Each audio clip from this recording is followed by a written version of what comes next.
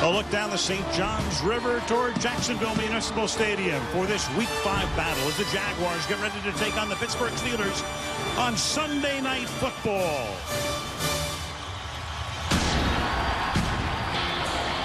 Sunday night, baby! Steelers, Jaguars. Got it. She's on her way. Tonight is the night! Everything we work for comes down to this.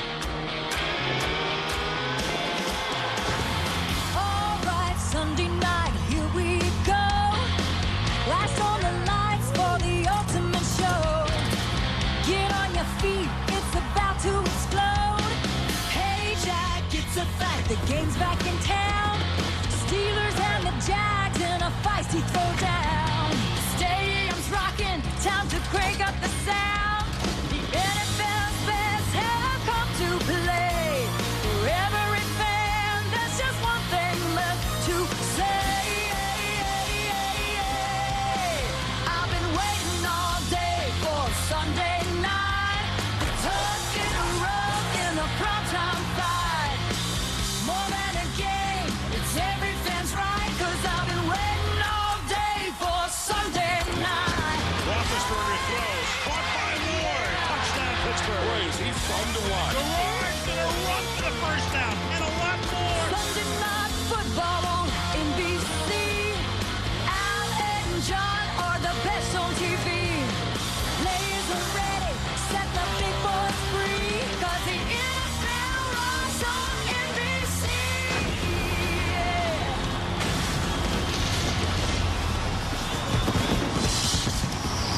On this first Sunday night in October, breezy, overcast, 73 degrees in Jacksonville as the Jaguars come out onto the field at Jacksonville Municipal Stadium ready to take on Ben Roethlisberger and the Pittsburgh Steelers on NBC's Sunday Night Football. Al Michaels, John Madden, Andrew Kramer, welcome to Jacksonville. The Pittsburgh Steelers come in very banged up off that hard-fought Monday night win in overtime against Baltimore. Woodley Parker won't play again, sprained knee. His backup won't play. They're minus 3 other starters. Ben Roethlisberger still suffering some effects from that sprained shoulder, the separated AC joint that he incurred on opening day against Houston. But this team is atop its division, the AFC North, with a mark of 3-1. The Jaguars will give them no sympathy. They, too, are minus a lot of key people, but they feel a lot better than they did 2 weeks ago. They started out 0-2. Then Josh Scobie kicked an end-of-game 51-yard field goal to beat Indianapolis. They defeated the Texans last week in overtime. They come in 2-2. Chance for a 3-game winning streak, trying to keep pace with the undefeated Tennessee Titans in their division, the AFC South. John, one thing we know about the Jaguars, they know how to beat the Pittsburgh Steelers. They've beaten them 4 straight times. They beat them twice last year, including in the playoffs. What has been the formula, and what will the formula be tonight? Well, I think because of those 4 games, they come in here with a lot of confidence that they know that they can beat this team. And they just play Jack Del Rio football. I mean, they're a real tough team, and they're going to run the ball, and they're going to throw short, quick passes, those kinds of things. And it's going to be a little tougher for them because they've lost their center and both guards. So the interior of the offensive line of the Jaguars is going to have their work cut out for them tonight. Trying to open holes for Fred Taylor and Maurice Jones-Drew. Now there's Pittsburgh, and speaking of their running game, Woodley Parker is out. Richard Mendenhall, his backup, is out. A lot of other injuries. They come in bruised and battered and beaten, but as I say, 3-1. So how do they approach this game tonight? Well, you know what they're talking about doing? They're talking about, spreading the Jaguar defense out and going no huddle, empty backfield, those kinds of things, putting everything on Ben Roethlisberger. I kind of believe part of that, but knowing the Pittsburgh Steelers and knowing that, Ben is pretty beat up, I really think that someplace they're going to come back to the running game. And probably a little bit of no huddle tonight as well. Well, they'll do the no huddle, yeah. They'll do the no huddle and they'll spread them out, but someplace they'll come back and run. Worked very well for them on Monday night. So here we go. It should be a bruising battle in northern Florida tonight. Pittsburgh and Jacksonville on Sunday Night Football. NBC Sports, home of Super Bowl 43, welcomes you to the following presentation of the National Football League. Back Back in Jacksonville, the Steelers for years have been able to run the ball, but as we said, Willie Parker is out, Rashard Mendenhall is out. They go to their number 3 running back as their number 1 tonight. For more on that and what the Steelers will do on the ground, here's Andrea Kramer. Andrea.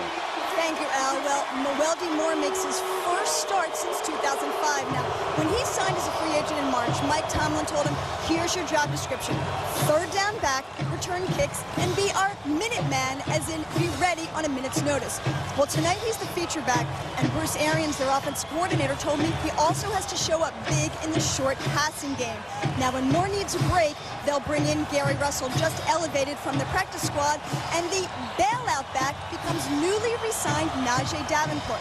Davenport has not taken a hit or been in shoulder pads in exactly 9 months, which is why Mike Tomlin told me he will be their emergency short yardage back and play primarily on special teams, mainly kickoff returns. And now it's showering a little bit down here and expected to do that about 20% throughout the evening. Andrea, sounds like everybody but Franco Harris and Rocky Bly are in the bullpen. Meanwhile, for Jacksonville, Reggie Nelson, their safety, and Drayton Florence, their corner, are out, so that's half of the defensive backfield. Brad Meester, who for years has been their key offensive lineman, is out, though he is expected back in a couple of weeks. They've also inactivated Chris Naoli, and they, as John said, are really hurt in the interior, right in the middle of that line, and you can see the rain that Andrea is talking about.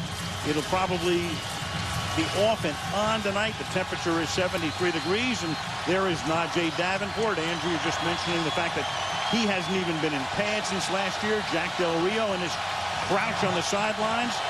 Pittsburgh to receive, and here we go from Jacksonville, Florida on Sunday Night Football, and Davenport will run it out from 3 yards in the end zone.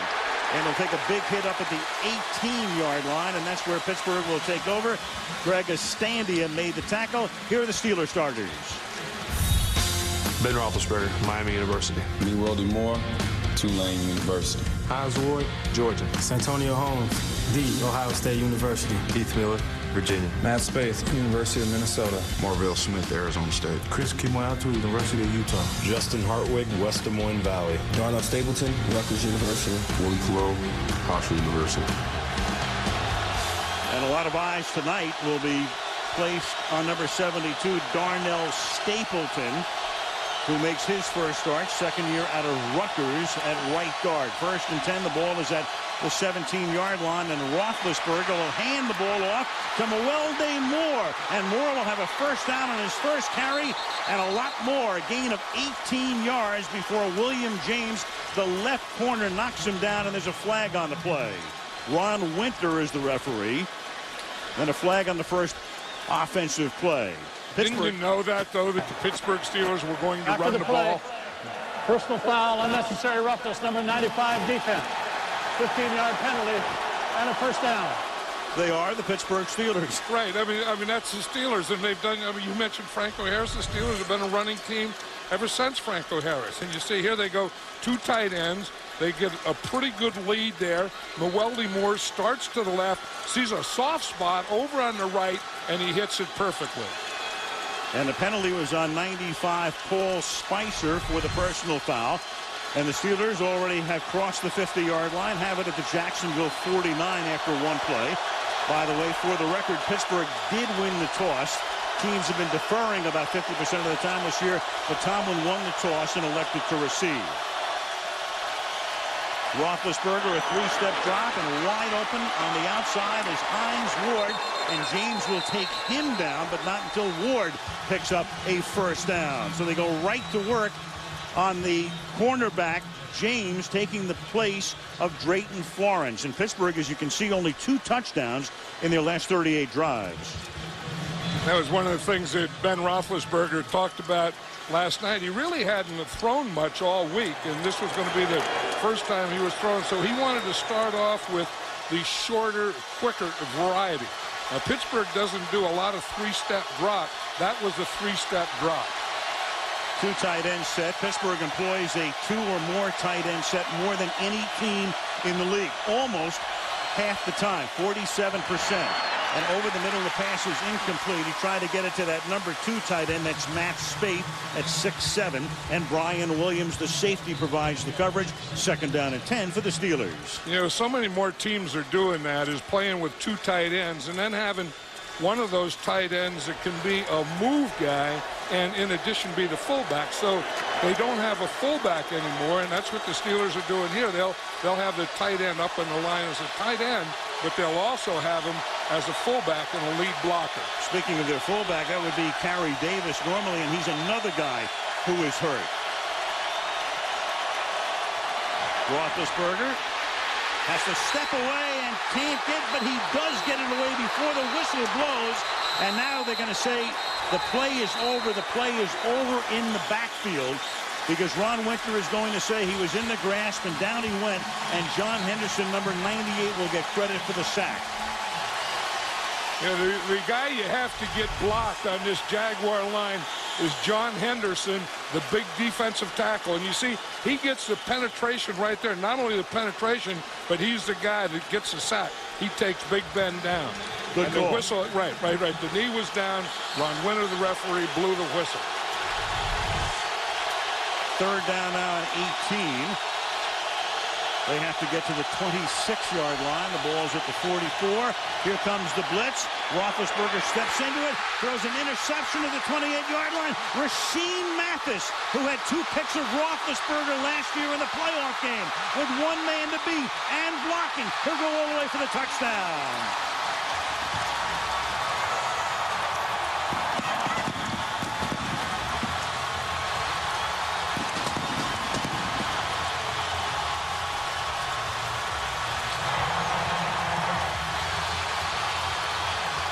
Rashean Mathis always has big games against the Pittsburgh Steelers.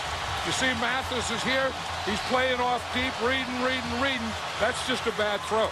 San Antonio Holmes is doing a hook. He doesn't even look. The ball goes over his head right to Mathis. Holmes has no idea where the ball is. That was a pretty good pass rush. As you said, they came on a blitz, put the pressure on him, made him throw when he didn't want to. Scobie for the point after. Mathis in his career now has picked off Roethlisberger 3 times in the regular season, twice in the playoffs. A 72-yard run back, and just like that, the Jags lead 7-0.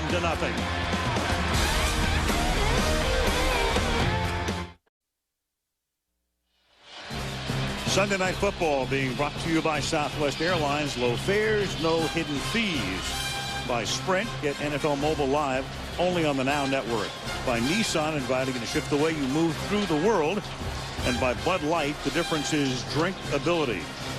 Look at that current. Speed it up about 30 times. St. John's River. Swimmer one. That's right.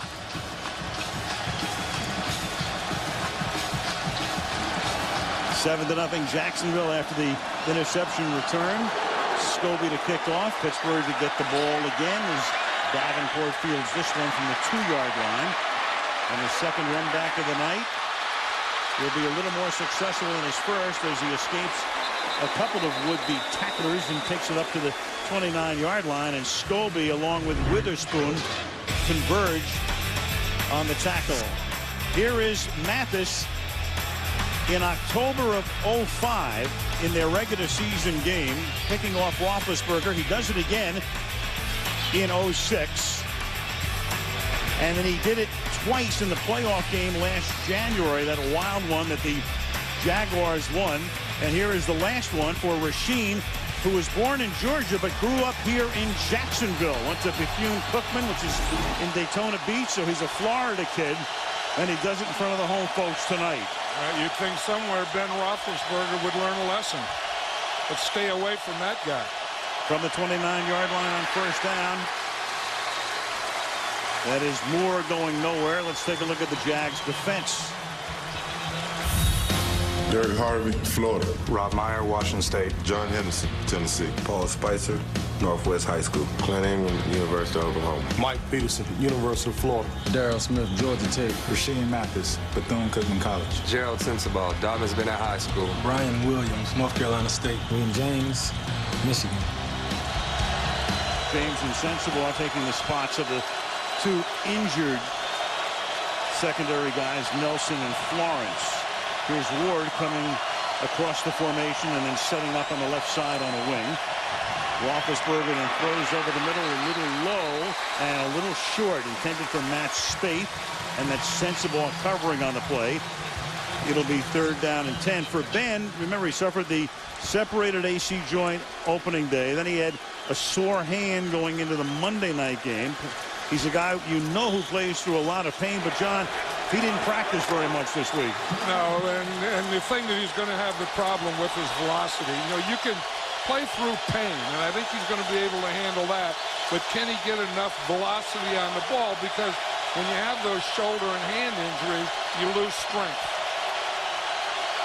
3 wide against the nickel on 3rd down and 10. And Ben steps up into pressure, and he winds up hitting Santonio Holmes, who gets dropped by Pearson Prelo up at the 45-yard line. So a big 1st down on the 3rd and long. Quentin Groves came in that time, hit Roethlisberger as he released, 16-yard gain.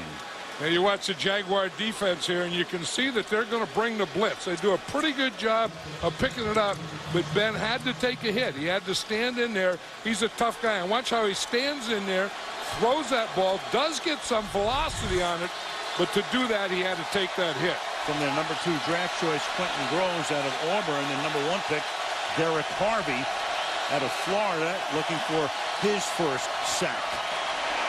Noel Moore across the line of scrimmage. He stopped up at the 46-yard line. James came up to make the tackle. It'll be 2nd down and 9. That's that ball handling where it's either going to be a slant or a draw. Roethlisberger comes up, fakes the slant out to his left, and then hands the draw to Noel Moore. So here I was talking about the tight end, how they use a tight end as a fullback, have him in the backfield, then they can move him up as a tight end, which they just did. So it can either be 2 tight ends or a 2-back look. 2nd down and 9. Ward slot right. Here's Moore again, and the one-time Viking is about a yard short of the 1st down. Gets taken down by Mike Peterson, the ex-Colt, the middle linebacker, setting up a 3rd down and 1 at the Jacksonville 46-yard line. Now you have to have a tight end right here, make a block to set the edge, to get that guy knocked off the line of scrimmage to give you a soft corner. Now once you get that end man knocked off the line of scrimmage, you will have almost automatically a 5-yard gain. Moore with a couple of key catches late in the game and in overtime last week to set up a win on Monday night against Baltimore. Now you've got Davenport in the backfield as the fullback here, and they're going to give it to him, and Davenport for a 1st down to the 42-yard line. So Najee Davenport has had a lot of success through his career with Pittsburgh, and before that Green Bay on 3rd and 4th and short comes in and makes his first carry of the season. That emergency kind of came quickly, didn't it? Andrea was saying that he'll be an emergency short yardage back. Here he is on the first one. You know when Hines Ward is out there, he's a wide receiver who plays wide receiver like a nose tackle or a linebacker. There's always going to be physical contact, and that's about 15 yards away from the ball. Sure. And the side judge came in. He could have thrown a flag, but it would have been offsetting. Ball at the 43 on 1st down. Fake to Moore. That buys time for Roethlisberger. Now he'll go back to Moore on the sideline. Escapes a tackle, picks up a 1st down. Moelde Moore to the 31-yard line, breaking away from Gerald Sensabaugh and moving the chains with 8:40 to go in the period. Ben likes to do that. Bootleg one way, you fake to the back going to the right, bootleg to the left, and then throw back to the right. Unnecessary roughness, number 22 defense. 15-yard penalty and a 1st down. That's William James, and that's the second 15-yarder. The other was on Spicer on the 1st drive. But as you'll see, he'll fake to Moore right here, bootleg out to his left, turn his hips, and then throw it back to Noel Moore, who he had just faked to. And here comes the personal foul. James will come in there a little late, and he hit Hines Ward. Well, James knows that Hines Ward is always looking for him, so whenever he can, he's going to be looking for Hines Ward. James said, lay off of my man Mathis, and it cost him 15. from the 15-yard line. They hand the ball off to Gary Russell. So Andrea talked about Russell, who started the season on the active list, even though he was inactive for the first 2 games. Then they put him on the practice squad. And now with Parker out, the Woodley is expected to play after the bye week next week. And with Mendenhall gone for the season, you see Russell. So already 3 Steelers have carried the ball tonight as you look at Willie Parker. Yeah, that's what Mike Tomlin was talking about last night. You just have to plug guys in. He said he learned from Tony Dungy. Whatever happens, you just have to continue playing and don't blink. Russell stays in. He has to check with Roethlisberger for the call again as he came up to the line. 2nd down and 6 at the halfway mark of the quarter. And they give it to Russell, and Russell will bounce off the middle of the line but can't get to the outside as John Henderson clogged it up, and that's 6'7" and 335 pounds of clogging. And that's a real good 6'7", 335 pounds of player, too.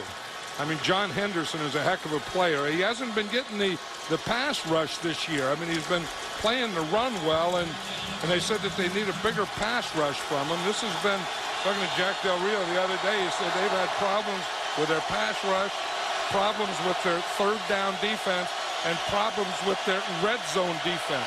They have all 3 going right now. 3rd and 7, 4 wide out of the shotgun here.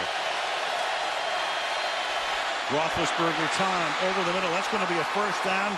Heath Miller, the tight end, makes the catch. Stopped by Mike Peterson over the middle at the 3-yard line. 1st and goal upcoming. You know, with Ben Roethlisberger being beaten up, they have to have good pass protection.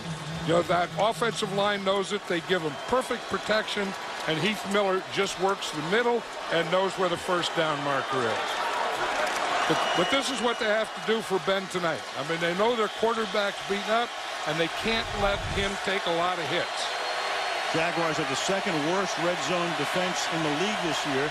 12 forays into their red zone, 9 touchdowns for the opponents. Pittsburgh tries to make it 10.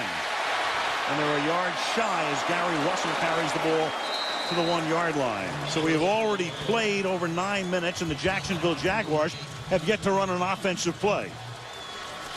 But they still have the lead 7-0 thanks to Mathis's interception return.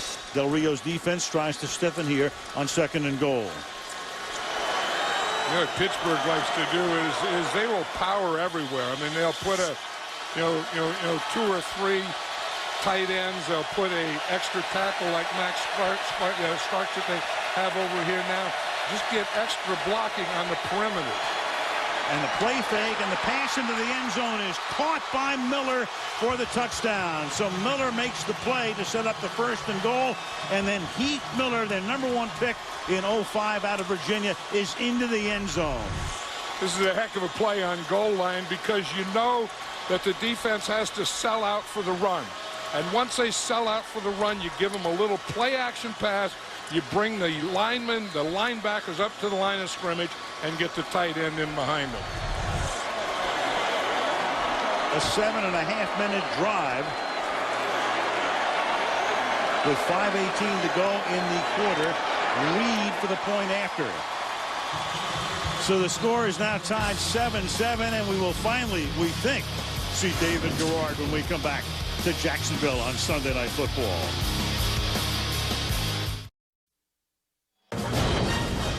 You can experience Sunday Night Football Extra by logging on to NBCSports.com or NFL.com.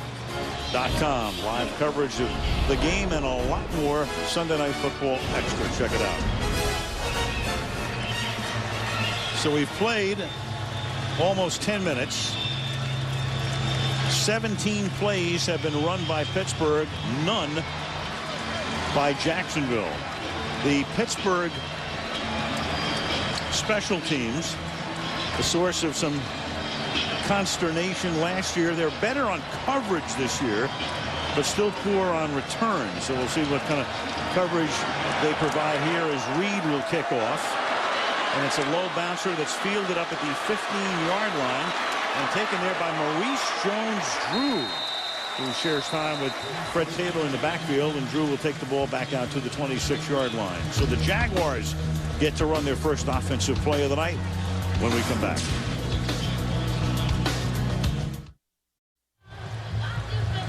With 5:12 to go in the quarter, the game tied 7-7, and a look finally at the Jacksonville offense. David Garrard in his 7th season, but until last year, mainly a backup to Byron Leftwich, who ironically is now with Pittsburgh. 2nd year as a starter, had a great year last year, 18 touchdowns, 3 interceptions, and led them to that come-from-behind win after they'd squandered a big lead in the wild card game. From the 26-yard line, Garrard will start by going to the air if he can, and then he shovels the ball off, and it's incomplete, intended for Freddie Taylor. 2nd down. Here's the Jaguar offense. David Garrard, ECU Pirates. Fred Taylor, Florida. Greg Jones, Beaufort, South Carolina. Reggie Williams Jr., the University of Washington. Matt Jones, Arkansas. Mercedes Lewis, UCLA. Khalif Barnes, University of Washington. Uche Waneri, Purdue University. Dennis Norman, Princeton University. Milford Brown, Florida State. Tony, long live the Chief. And here's Taylor working the outside and then cutting it back, and the 11th year back out of Florida is taken down to the 27-yard line by the ever-present one, Troy Polamalu. Another look. And he's so good at that. You know, that's what he's doing. He's taking away that cutback. You see him come up here. As Taylor starts to go away, he just waits for him and waits for that cutback. And when he does, he's right there in the hole, and he bangs him. Won't be the last time you see a play like that tonight from 43. That's a tough thing. You know, if you go onside, they have all the flow. If you cut backside, you got Troy Polamalu. Out of the gun, Maurice Jones-Drew is in the backfield. They swing him out into the pattern to the left. The pass goes to the right, and that'll be a 1st down to Matt Jones, who's finally beginning to emerge. College quarterback at Arkansas, picked him #1 in 2005, and he's been kind of disappointing as a receiver over the past 3 years, but all of a sudden beginning really to emerge now. 15-yard gain here. Here's Matt Jones. He's a slot receiver here. He's just going to run it out. David Garrard said earlier, I remember at the end of preseason we had him, he said he doesn't have a go-to guy, and now he says he finally has one, and that go-to guy is Matt Jones. Huge target, as are most of their wideouts. That's his 22nd catch of the season in 4 games plus part of a quarter. Freddie Taylor, gain of 1. Here's the Pittsburgh D. Aaron Smith, Northern Colorado. Chris Oak, BYU. Travis Kershke, UCLA. Lamar Woodley, Michigan. James Ferrier, Virginia. Larry Foote, Detroit Pershing, Doughboys. James Harrison, Kent State. Ike Taylor, Swaggin. Ryan Clark, Louisiana. Troy Polamalu, Southern California. Brian McFadden, Florida State. The Pittsburgh defense, last 37 drives, as you see, allowing just 3 touchdowns. 2nd and 10. From the 42-yard line is Garrard in the pocket, throws high, and that's tipped by Deshae Townsend. On a pass intended for one of the new Jaguars, Jerry Porter, the ex-Raider who had hamstring surgery in training camp and is just trying to round back into form and made his first appearance as a Jaguar last week, John. Right, and you hope that David Garrard was throwing that one away, because just as he went to make his break, Jerry Porter fell down. So that's either going to be an interception or an incomplete pass, and that choice was the better. Porter out, Walker in. Grass a little slippery, raining off and on, light rain. 3rd down and 10 against the nickel. Here come the Steelers, putting the pressure on, but Garrard steps away from it and finds the man, and that is the aforementioned Mike Walker, hurt last year. In his 2nd year out of Central Florida, 3rd-round draft choice, and an 18-yard gain from Mike Walker. You know, we were talking about David Garrard. This was a situation he wanted to stay out of, because when you get in 3rd down, you know that the Steelers are going to have all their exotic defenses. This is when they bring their blitzes like they just did, but this is a perfect throw right there. You know, you look at, watch a block right here by Maurice Jones-Drew. I mean, that's a big part of it. He's a little guy, a 3rd down back, but he has to be able to make those pass protection blocks. Took Farrier out of the play. Play action. Going deep now into the end zone and incomplete, and the crowd wants a flag, and they will get one. Ike Taylor covering Jones, and Jones had position on him, had gotten behind him, and it's 6-6 over the 6'1" Ike Taylor. Taylor has to reach out and creates the flag. David Garrard says he has confidence now in Matt Jones, and on that one, he showed it. Pass interference. Defense number 24. Because the foul occurred in the end zone, the ball is placed at the 1-yard line. First down. But you can see Ike Taylor is going to be running here with Matt Jones. Now watch right there. He's going to put his left hand on Jones's left shoulder. That had to be what they called. And the ball was in the air. 39-yard penalty. Maurice Jones-Drew is the running back. And he tries to burrow his way into the end zone, and he does for the touchdown. There is a powerful guy, Jones-Drew. Look, he's only 5'7", and he's their short yardage and goal line runner. I mean, he says football is all about leverage, and he has great leverage. Back up tight end, and Gulo makes a pretty good lead there, but Jones-Drew does everything else. And when you're 5'7", you're a short yardage runner as a double entendre, and that is burrowing your way into the end zone. Right, but you're born in a burrowed position. This is Scobie for the extra point. So Pittsburgh and Jacksonville. I think we were expecting a defensive struggle tonight. Not so far. 14-7.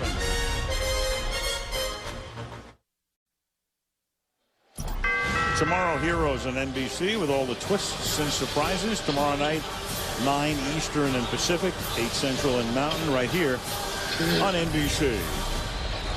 St. John's River, Jacksonville, Florida on this Sunday night. Temperature in the low 70s. The Pittsburgh Steelers trail 14-7 as Scobie's kickoff into the arms of Davenport. Najee Davenport from a yard into the end zone. Back out to the 22-yard line. Where Roethlisberger and company will take over. 2:21 left in the period. Jags by a touchdown.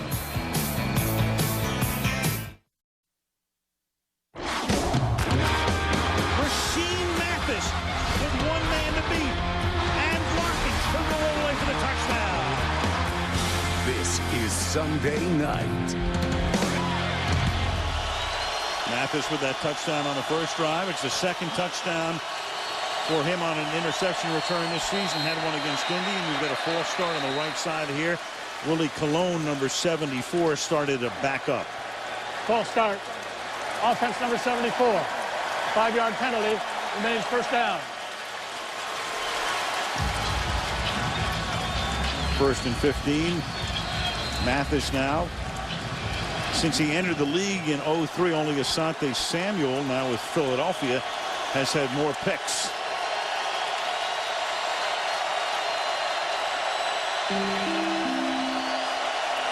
At the 16 now. Roethlisberger looking over the defense on first and 15. 4-man rush. To the outside he goes. This time to Washington. And Nate Washington gets out to the 26-yard line. He's tackled there by William James. They get about 10. It'll be second down and 5. And now the Steelers look like they're going no huddle. They came out with the package. They have 3 wide receivers in there, 1 back and 1 tight end. We talked to Ben Roethlisberger last night. When they get in no huddle, he calls the plays, and he said this was going to be their personnel group. And they empty the backfield with a shotgun. 5 receivers in the pattern here. There's some movement on the left side this time. And another flag. So we've already had 1 false start, and now we have another. False start. Offense number 77. 5-yard penalty.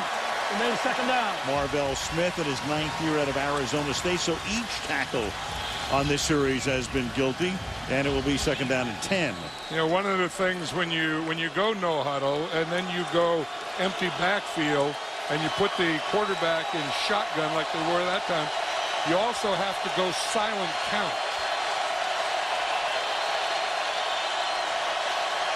Second and 10. Moore is the running back in this set. He stays in the block, and Roethlisberger's pass is too high, intended for Hines Ward.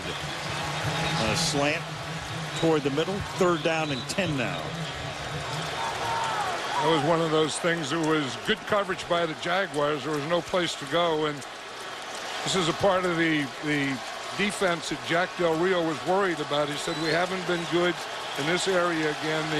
The third down, the third and long, our pass rush, and sometimes they'll throw them short and we miss tackle. He said, this is the area that we have to fix and clean up. Third down and 10 from the 21 out of the gun. Jaguars are in nickel defense, 5 defensive backs, and they're playing it loose. 4-man rush. Roethlisberger guns it over the middle. He's going to get the first down as Ward makes his second catch of the game. So Pittsburgh converting again. That's 4 out of 5 conversions on third down. Move the chains with a minute to go in the quarter. Yeah, and they played nickel, 5 defensive backs, but they were kind of loose in here. And you see Nate Washington, he's just going to come there and stop, and he could have been thrown to. First and 10 without a huddle again. No huddle got them sparked the other night when they trailed at the half to Baltimore. And then a sack fumble touchdown on the next series gave them the lead. The pass goes to the outside, and Washington gets taken down by the ankles by William James. The ball we spotted at the 40-yard line under a half minute to go in the opening quarter. Bruce Arians, the offensive coordinator, was saying last night that they want to do a lot of those types of things. You know, just quick passes to the wide receivers, screens to the wide receivers and tight ends. Those kinds of plays in lieu of runs. Second down and 4.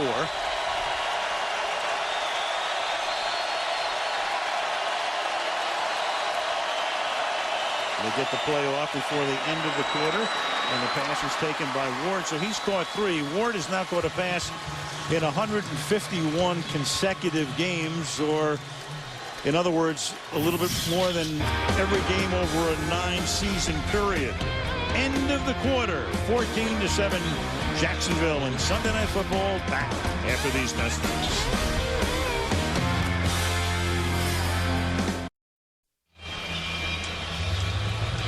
Tonight's aerial coverage is being brought to you by Gillette Body Wash. Jacksonville Municipal Stadium, Al Michaels, John Madden, Andrea Kramer, our entire NBC Sports crew here for the final Sunday game of Week 5. Jack Del Rio and his Jaguars starting the season 0-2, but then that huge win against Indianapolis.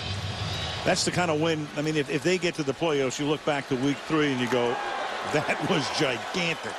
You know, you always think, okay, the first couple weeks, third week, can't be a must game, but doggone it, sometimes they're close to must games very early in the season, and maybe that was one for Jacksonville. Especially against Indianapolis, and then followed up with an overtime win last week.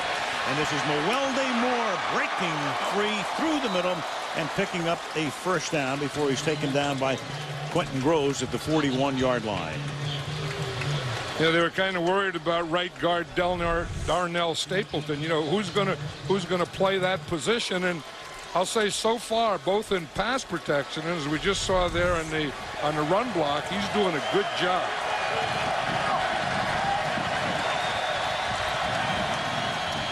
From the 41-yard line.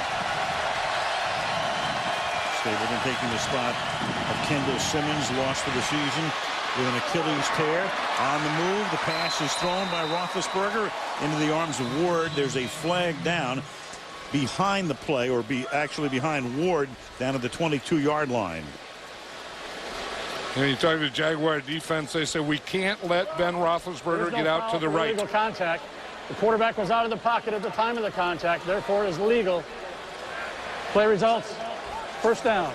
So give Hines Ward another catch, and he's already caught 4 balls in the first 16 minutes of the game. But if Ben Roethlisberger wants to get out to the right, he's so big and so strong, and so quick, he's going to get out. I mean, it's a good, in theory, let's keep him in the pocket. Let's force him to go to his left. Every defense in the NFL wants to do that, but they can't. Coming into this game, he'd only been 4 of 15 out of the pocket as Moore takes it to the left side. And he gets about 5, but through the years, Ben has had a tremendous amount of success when he got out of the pocket. Very high rating, and he's a guy who not only loves to get out of the pocket, but gets contacted, in fact, more than any quarterback in the league over the first month of the season. He has been either hit or sacked more than a third of the time. And, you know, he really believes that he can get away from sacks. I mean, he said that last night. He said, I see a guy coming free, and he said, I know I can get away from him. 2nd and 5. And that's a 2-yard gain to set up a 3rd and 3 as Moore takes the ball to the 20-yard line. Justin Durant making the stop. Greg Williams, the defensive coordinator of the Jaguars, you know when you get down close like this that he's going to blitz, and he just did blitz on that 2nd down play, and I would anticipate that he would blitz again on this 3rd down play. Williams, one-time head coach at Buffalo, last 4 years under Joe Gibbs, the defensive coordinator of the Washington Redskins. 3rd and 3. Because they do have to get some pressure on Roethlisberger. Timeout. Set up with a bunch formation to the left, and Ben will take a timeout with 12:49 of the half. Jaguars 14, Steelers 7.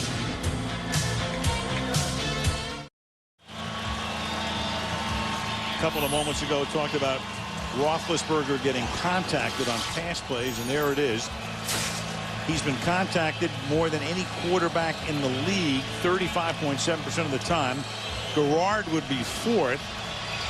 The guy who has been least contacted through the first 4 weeks was Jay Cutler, just to give you some perspective on it, who was contacted only about 12% of the time.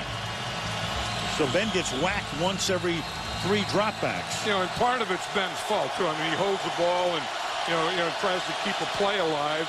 Part of it is a protection, and then part of it is the offensive line. After the timeout, they come up in that same formation now out of the gun on 3rd down and 3. And Roethlisberger throwing off his back foot, and the pass is incomplete. Coverage is good. They sent Moore out of the backfield. That's Derek Harvey, who came in there, #1 draft choice, and the pass down the right side, covered by William James, intended for Moore's 4th down. Yeah, you can just see that, you know, Ben Roethlisberger is looking out to his right. He pump fakes at first, and it looks like he tried to get the linebacker man-to-man on the back, and then just throw it up over his shoulder. That wasn't a bad play. I mean, he tried to, you know, pump it to him short and then let him go and throw it to him deep. Linebacker Justin Durant covering. It's a 38-yard attempt for Jeff Reed. And Reed, a pressure kicker, won the game the other night in overtime. Tacks on 3 to make it a 4-point game. 14-10, Jacksonville.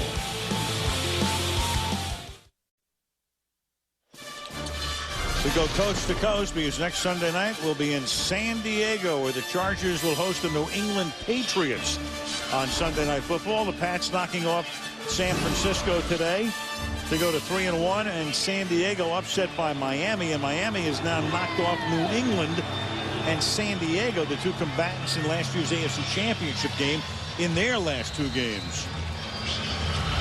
Every Sunday night we talk about this, don't we? You know, you think you know, and you never know, and there's another one you didn't see coming. Nobody knows squat. That's right. And we say it every Sunday night.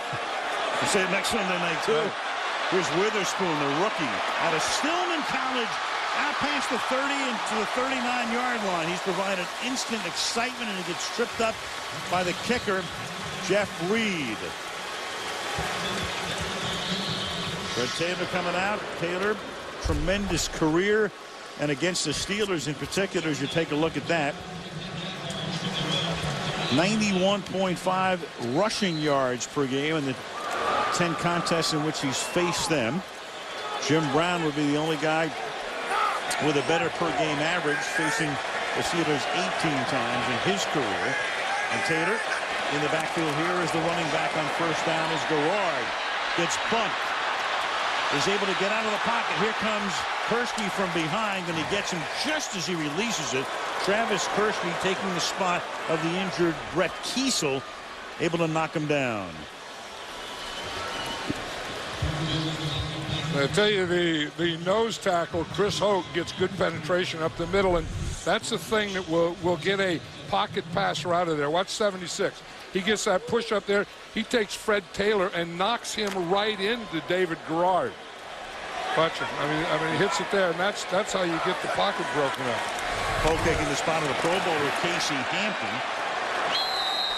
And now Aaron Smith is right there on Fred Taylor. Aaron Smith is the one healthy lineman in this 3-4, and he's a good guy to have healthy in his 10th year out of Northern Colorado and one of the very best in the league. Right, and Chris Hoke is playing well too, and Travis Kershke. I mean, those guys that have gone in there have played well. There's Casey Hampton, the starting nose tackle, but Chris Hoke, even when Casey Hampton is there, Chris Hoke still plays a lot.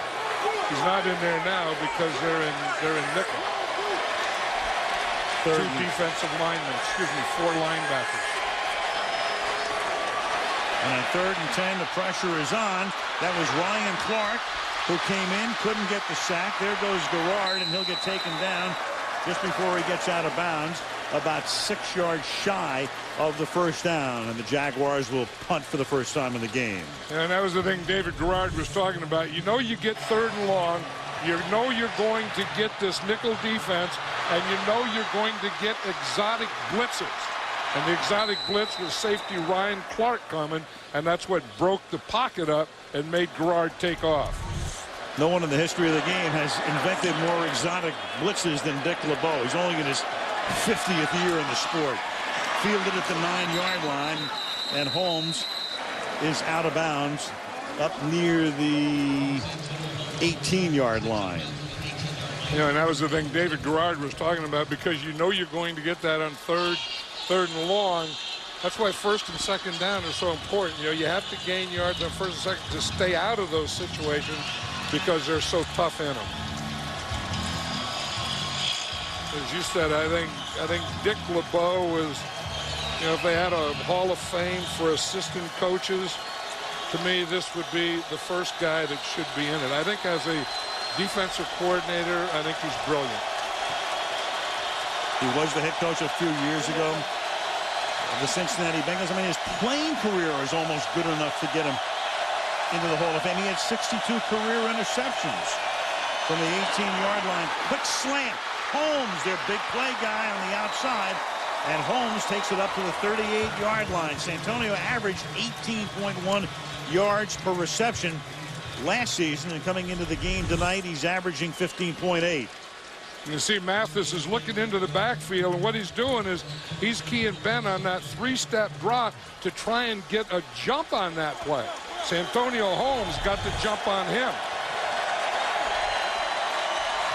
Gain of 19, his second grab of the game. That was 3 by 1. This is 3 by 1. 3 in the left side, 1 receiver on the right. Give it to Moore on the inside handoff. Gain of 1. Mwelde up to the 38-yard line. It'll be 2nd down and 9. 10.5 minutes to play in the opening half. You know, we always talk about a 3-man line. You have to get that nose tackle.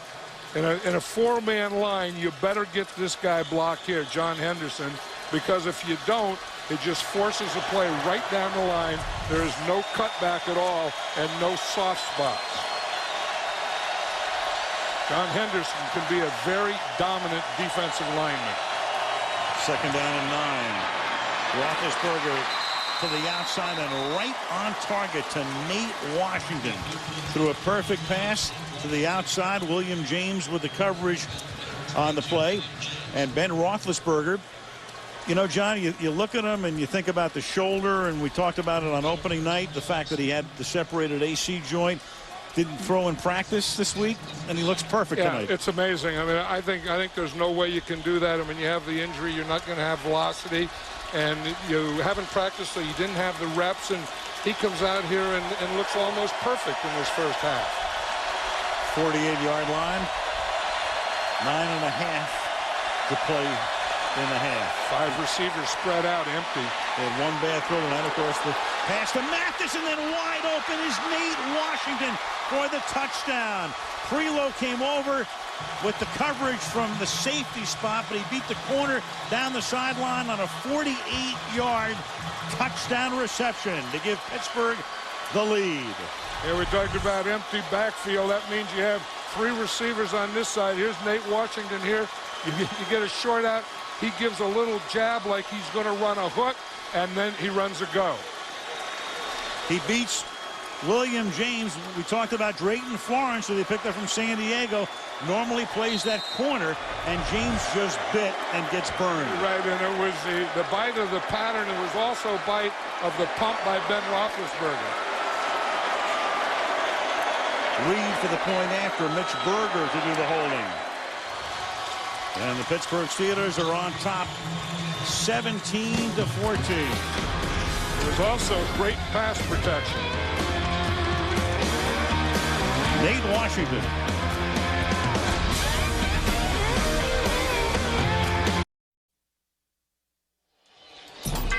Tomorrow, Chuck is discovering a lot of perks to being an average guy spy and a few pitfalls, it says here. A new Chuck tomorrow. 8 Eastern and Pacific, 7 Central and Mountain. Jacksonville Landing, hard by the St. Johns River. And about 3/4 of a mile away, the old Gator Bowl. Yep, this was the Gator Bowl. Well, didn't they keep part of the Gator Bowl and then build a new stadium around it? They did. That's exactly right. Here it is. But this used to be known years ago as the Gator Bowl. They played the actual Gator Bowl game, obviously, in Georgia, Florida for years and years here. And then the Jaguars came into the NFL in the mid-90s. This is Witherspoon, the rookie. Flag down at the 11-yard line as he tumbles down to the 16. And slow in getting up. Ron Winter with the call. During the return, holding number 66 of the return team. Penalized half the distance to the goal. First down. And back we go to the touchdown. You're going to see Nate Washington is going to do a stop and go. And at the same time, Ben Roethlisberger, when Washington out there stopped, watch that, Ben pumps to him. So that kind of holds everything, and then they're able to get behind William James. But I mean, he went for the fake of Nate Washington, but he also went for the pump fake of Ben Roethlisberger. And there is the smiling Nate the Great on the sideline from the 7-yard line now, first down for the Jaguars, and they hand the ball off to Maurice Jones-Drew. That is college ball at UCLA, 3rd year, drafted number 2 in 06. Kind of a surprise to Fred Taylor at the time, but as it turns out, this 1-2 punch, John, might extend Taylor's career another year or two. Well, it is. I think it was something that Fred Taylor thought, you know, this could be a negative thing. What are they trying to do? Run me out of here. And then when you got Jones-Drew in there, that this can extend my career because he can do a lot of other things. So there's plenty of work for both running backs, although they haven't gotten started tonight. Or last week either. 8.5 to go in the half. Garrard slings it out to the right side, and that is Jones-Drew. And Polamalu is right there, along with James Farrier. There isn't Troy Polamalu something. Anytime that he gets around the ball, that guy with the ball is going to go down. I mean, he's to me, he's the best tackler in football. And watch the way he tackles. He never slows up. He runs through everything. You know, a lot of guys will come up, they come under control, they try and, bend their knees and wrap. He just runs right through. He's like a missile. 3rd and 7. I'd start a defense. I'd take him. Who do you want? There he is up on the line. Back into coverage he goes. And right in the neighborhood, and they throw it intended for Mercedes Lewis. And that pass is incomplete, so it's 4th down and 7. Troy Polamalu is going to be man-to-man right here on Mercedes Lewis. You see he starts there. He starts on a bump. It was really a zone. He started and bumped him, and then he was going to take away the slant or the out. Pass a little behind him, but Lewis has already dropped as many passes to him this year as he's caught. Adam Podless's punt fielded by Santonio Holmes at the 39-yard line. And a flag is down as Holmes brings it back to the 45. 2 markers.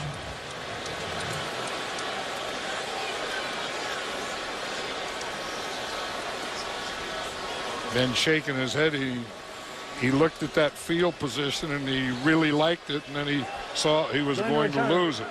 Illegal block in the back, number 22 of the return team. 10-yard penalty. First down. And that is William Gay. backing Ben up to about the 37.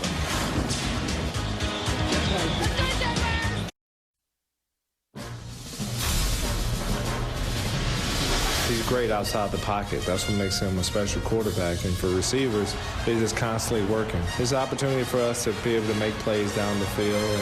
And for us, like I said, when you get the opportunity, we have to make the most of it. And tonight, Ben Roethlisberger, 13 out of 18, 2 touchdowns, 1 interception. The ball is at the 31-yard line. Pittsburgh up by 3. And they've had the ball for 16 minutes to Jacksonville's 6. To the outside of Washington, who just scored that touchdown. And in the half, 236 yards for Pittsburgh, 41 for the Jags. And a defensive change here. Greg Williams has seen enough of James at right corner. So what they do is they take Brian Williams from safety back to corner. He's played there a lot before in the past. And Pearson Prelow comes in, and he will play the safety spot that had been occupied by Williams. And they probably saw enough of William James and felt that he just wasn't competing out there.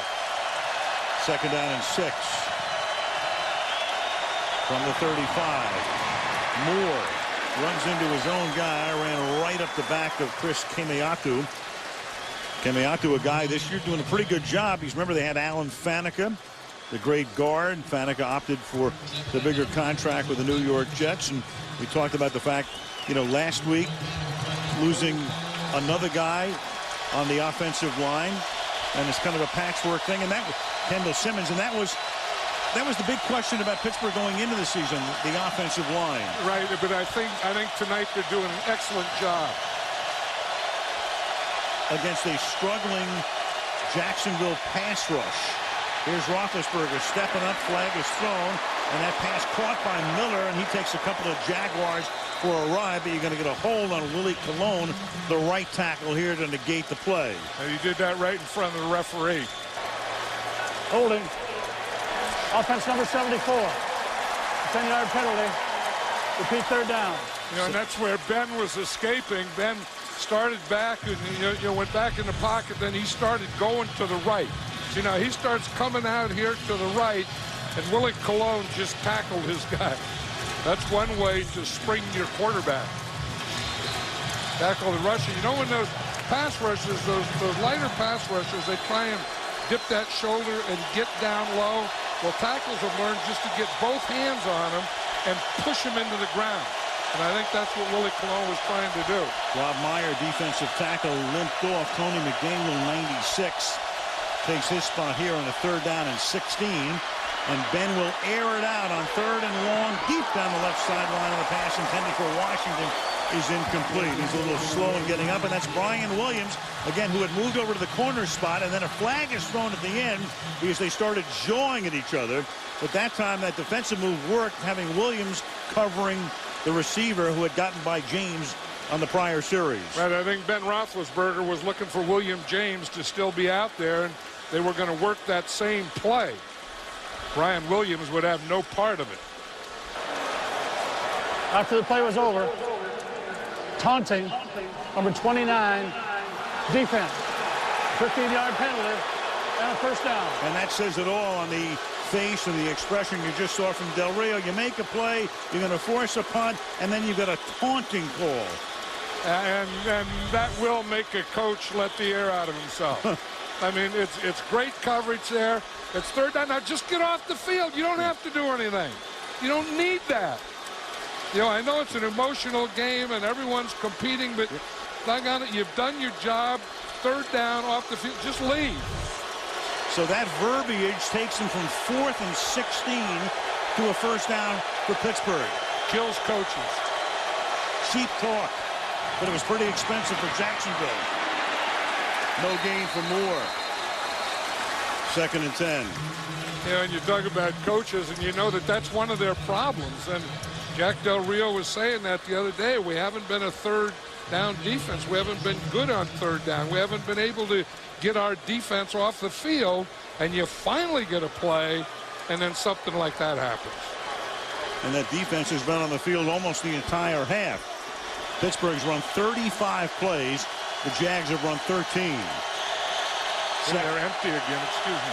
Second and 11. Spread it out. 3 to the right, 2 to the left. 4-man rush. Roethlisberger throws, and it's incomplete. And that was Santonio Holmes going down the sideline. Mathis was in the area. Second down.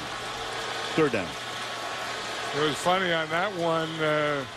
Maybe they just lost confidence in their secondary and William James, but it was a spread situation, and the Jaguars just stayed in regular defense.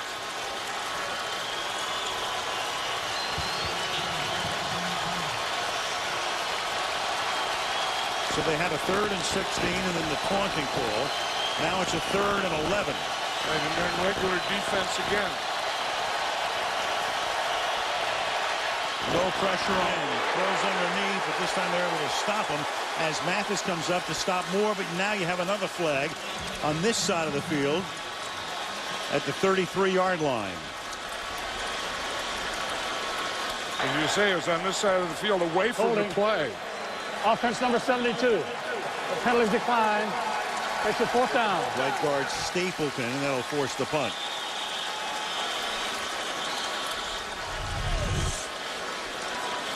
Yeah, this is the thing. We talked about the Jaguars playing regular defense, not playing a nickel. But if you're going to do that, and if they're going to throw short, you have to make a tackle like Mathis just did there. Berger's kick will go into the end zone. And the Jaguars will take it at the 20. Sunday Night Football from Jacksonville, Florida, brought to you by Lincoln, introducing the all-new 2009 Lincoln MKS Lincoln Reach Higher. By Subway Restaurants, Subway Eat Fresh. And by Capital One Card Lab at CapitalOne.com. What's new in your wallet? Wayne Weaver is the owner of the Jaguars, and he brought them into the National Football League. They came in along with the Panthers in Carolina in '95, and this is Taylor. And when you look at the history of this franchise, John, only 2 coaches, Tom Coughlin and Jack Del Rio, and in their 2nd season in the league, they got to within a game of the Super Bowl, going to the AFC Championship game. Right, he's done a good job of hiring head coaches. They're a lot alike, too, aren't they? Tom Coughlin and Jack Del Rio. I mean, they're tough guys, disciplinarians, have the same types of teams. 2nd and 4. Tremendous disparity there in terms of who's had the ball and for how long. Taylor slugs it out for 2. Tackled there by Ryan Clark as we took down to under 4 minutes to go in the opening half. I know what Jack Del Rio and the Jaguars are thinking now. We have to get some running game going, and that's the thing. If we can get the running game going, then we can get some play action pass, and then we can get some balance and some mixture. And yeah, this is a tough defense. You know, it's easy to say let's run against this Steeler defense. But with that 3-man line was 4 linebackers, it's tough. And they will not get it. And you're right, John. They try to run for a first down. They're averaging 1.9 yards per carry tonight, which is astonishing when you consider you've got Taylor and Jones-Drew, but they had problems last week as well. Woodley makes the tackle, and the Jags will have to punt. Yeah, just watch the Steelers here. I mean, it's about their linemen, their linebackers, and also their safety. Chris Polamalu is like a 4th linebacker or a 5th linebacker on that defense. Adam Podlish to do the punting. They picked him in the 4th round, very high for a punter. Last year out of Maryland, Santonio Holmes sets up at his own 21-yard line. And this is a low, short kick that takes a good Jags bounce. Fielded by Holmes at the 25. And Santonio will bring it back up to the 29-yard line.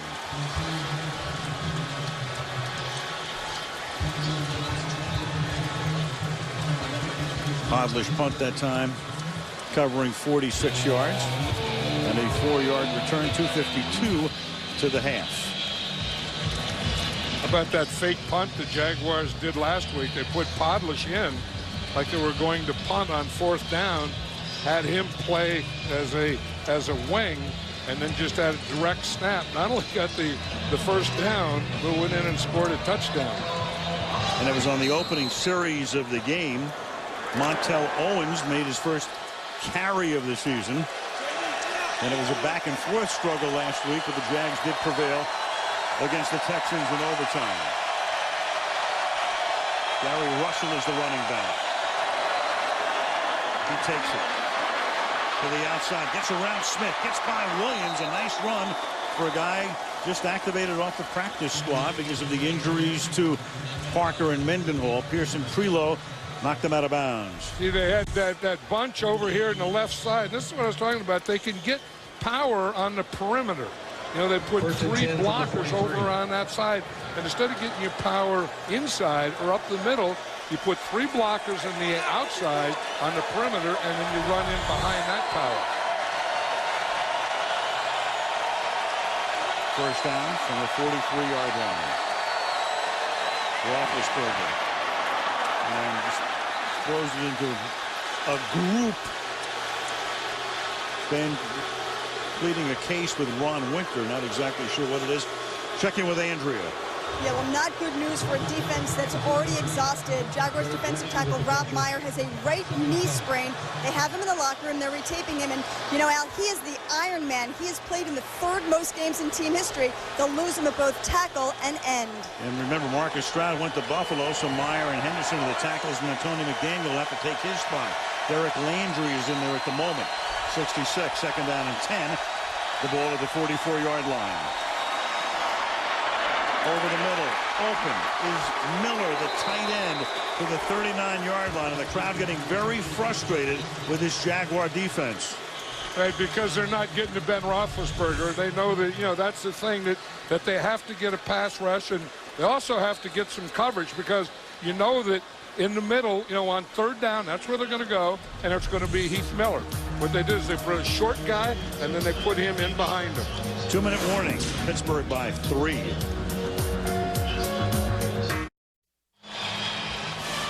At the half, the Toyota halftime show from New York. The boys will take a look at all of the action today. And one of the highlights, of course, was that amazing comeback by the Indianapolis Colts in Houston. Toyota halftime report coming up. 2-minute warning. 1:10 to play in the half. 2 timeouts remaining for the Steelers. First down at the Jacksonville 39-yard line. Roethlisberger with time. Another first down. He finds Miller. That's going to be a gain of 15 yards. Heath Miller keeps on trucking, and Mike Peterson is there with the coverage. You know, you just have the feeling if the Jaguars don't blitz, that they can just throw the ball to Heath Miller in the middle all night, because the linebackers aren't getting there in coverage. I mean, they're playing a zone and the safety's deep, and he's just running in between those linebackers and playing catch. He's caught 4 passes tonight for 42 yards. Ward's caught 4. Washington has caught 5, including a touchdown.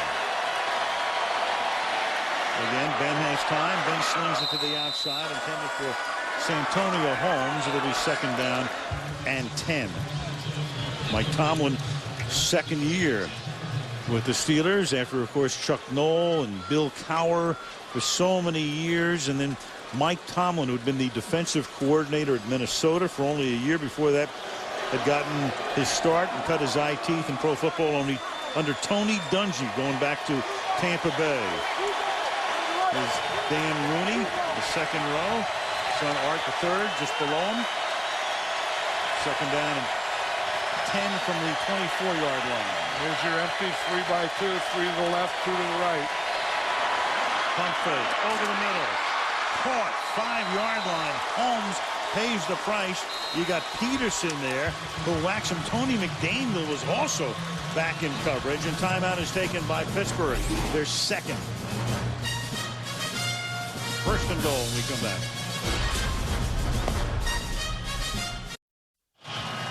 And Roethlisberger, there are the numbers. He's never in his career had a more productive first half in terms of yardage. 239 yards. I thought maybe a guy that didn't practice all week, hasn't thrown, has a bad shoulder, bad hand, won't have a lot of velocity.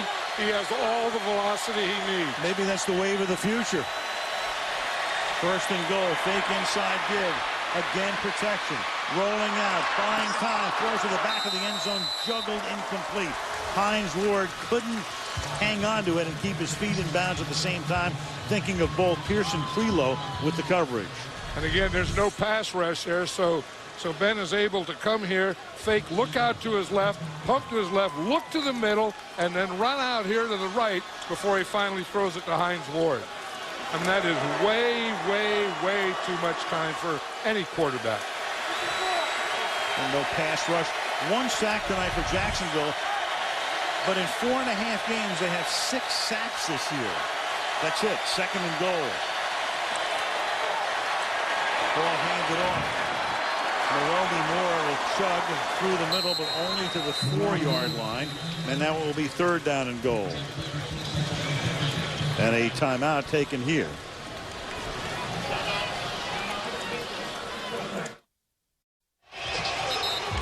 Pittsburgh doesn't have a timeout. What was surprising there is to take the timeout in the situation because you have a goal-to-go situation. You're not going to get a 1st down.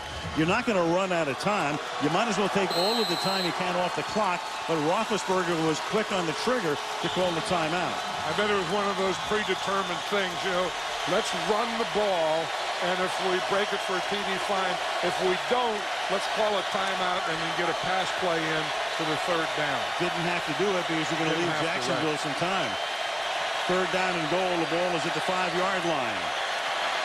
Roethlisberger lofting it, and nobody's home in the corner of the end zone, throwing a fade, and it looked like Holmes and Ward were each running routes, but not in that area.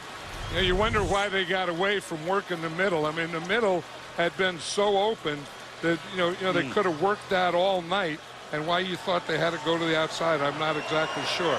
And I saw what happened there with the mess up, but they could have worked. I mean, they just have everything they want, either with the tight end or the slot Hines Ward in the middle.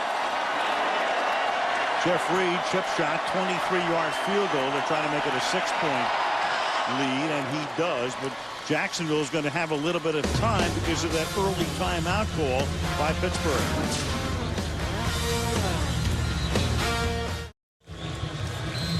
The Jaguars have 45 seconds and all of their timeouts here. 6-point game. Pittsburgh up 20-14. Jeff Reed putting it in the air. That was smart. There was no time to kick off short right there. That was an excellent play. And Witherspoon downs it in the end zone. So Pittsburgh, remember, they had the ball for almost the first 10 minutes of the game. You had Roethlisberger throwing an interception, which was run back for a touchdown by Mathis. Then they had a long drive, did Pittsburgh, to tie the game at 7. And Garrard didn't even get on the field until there were about 5 minutes to play in the opening quarter. And Roethlisberger has had his way with the defense, no pass rush, and the Jaguars haven't been able to run the ball at all. They're averaging 1.7 per tote. Garrard under pressure, has to dump it off over the middle. That's a 6-yard gain for Jones-Drew. Again, they have all of their timeouts, and they spend their first one right here, stopping the clock with 39 seconds. You also have a penalty. So the penalty would supersede the timeout. Personal foul, grasping the face mask. Offense number 69.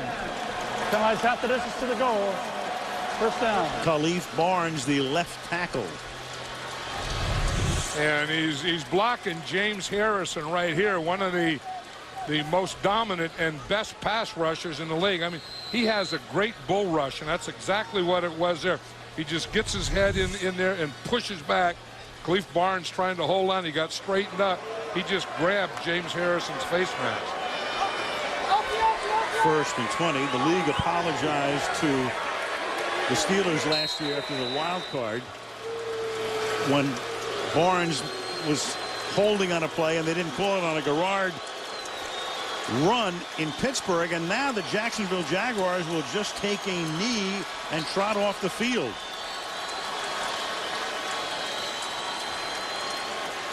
There's a lot of terrible towels here tonight. I noticed that in the pregame. Jaguar fans have a lot of crying towels the way they're playing at this point. They're lucky to be down by only 6.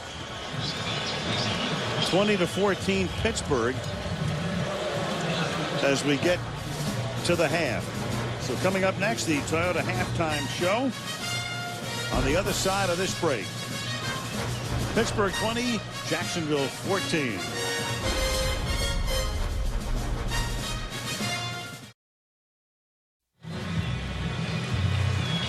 Back in Jacksonville, as you look at Municipal Stadium on the banks of the St. Johns River. We start the second half. Al Michaels with John Madden and Andrew Kramer. We look back at some of the action, and this was the biggest highlight by far for Jacksonville, the Rasheem Mathis interception and run back for a touchdown. Apart from that, it's been all Pittsburgh. There was a Taylor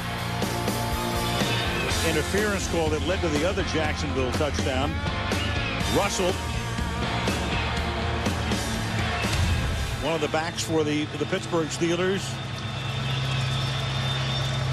who's seen some action tonight, 4 carries for 20 yards, but for the most part, it's been Roethlisberger through the air. Ben, 239 yards, 2 touchdowns, 1 interception. They had the ball, did the Steelers, for 21 minutes and 15 seconds. They've outgained Jacksonville 300 yards to 49. Right, Ben had his way with the Jaguar defense. They couldn't do anything about it. They tried blitzing, and then that didn't work. Then they backed off. They tried to play regular, and they couldn't play their zones. That didn't work, and so they really haven't found an answer in this first half for the Steelers. And I think the Jaguars, on the other hand, they haven't been able to run the ball, so maybe you have to throw the ball first in order to open up the running. They tried to run it, and try and soften up, and then maybe get some pass. That didn't work. Maybe go the opposite way. Come out throwing. Haven't been able to run, haven't been able to rush, haven't been able to defend in the secondary. Here's Witherspoon out past the 20 to the 29-yard line. That's where the Jaguars will start their first third-quarter drive as we check in with Andrea Kramer. Andrea. Well, the fire in the former linebacker Jack Del Rio was very evident walking off at halftime. I asked him, what do you have to do to get your defense off the field? He said, our D-line is getting pressure. We have to have better coverage. Now, after 3 personal fouls and 1 taunting penalty, he told the team, just don't do it. As for cornerback Will James, benched in the first half, he said, be a pro. You're going to have to cool down, but I'm going to need you in the second half. So Jack Del Rio paces the sidelines as Garrard goes back to pass. He gets great protection this time. But the secondary did its work, and he has to settle for an underneath throw to Fred Taylor before he gets gang tackled up at the 34-yard line. Last week against Houston, Garrard did a lot of 3-step drop and a lot of slants, and it was pretty successful. It was a pretty good passing game, and they haven't done much of that yet in this game, and I wouldn't be surprised if that would be part of their plan in the second half.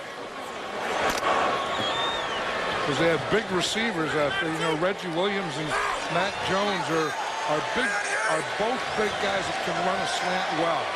Williams has not caught a pass tonight. Jones 1. Garrard is 4 out of 8 as he retreats, and his 9th pass of the night is incomplete. And there was Reggie Williams as the intended receiver. It'll be 3rd down and 4. Yeah, Reggie Williams started on the right and started on a slant, and then he just kept coming on a cross, and David Garrard was just waiting for a hole. You see, here he comes in a cross, and he's waiting for that second line to get by that linebacker to get between the 2 linebackers. Garrard in the gun, flanked by Jones-Drew. This is when Garrard has to make a play. Here comes the blitz. It's picked up. And Garrard makes that play as the pass is caught by Mike Walker. His second grab of the night. He's out of bounds, moving the chains. They'll spot the ball right on the 50.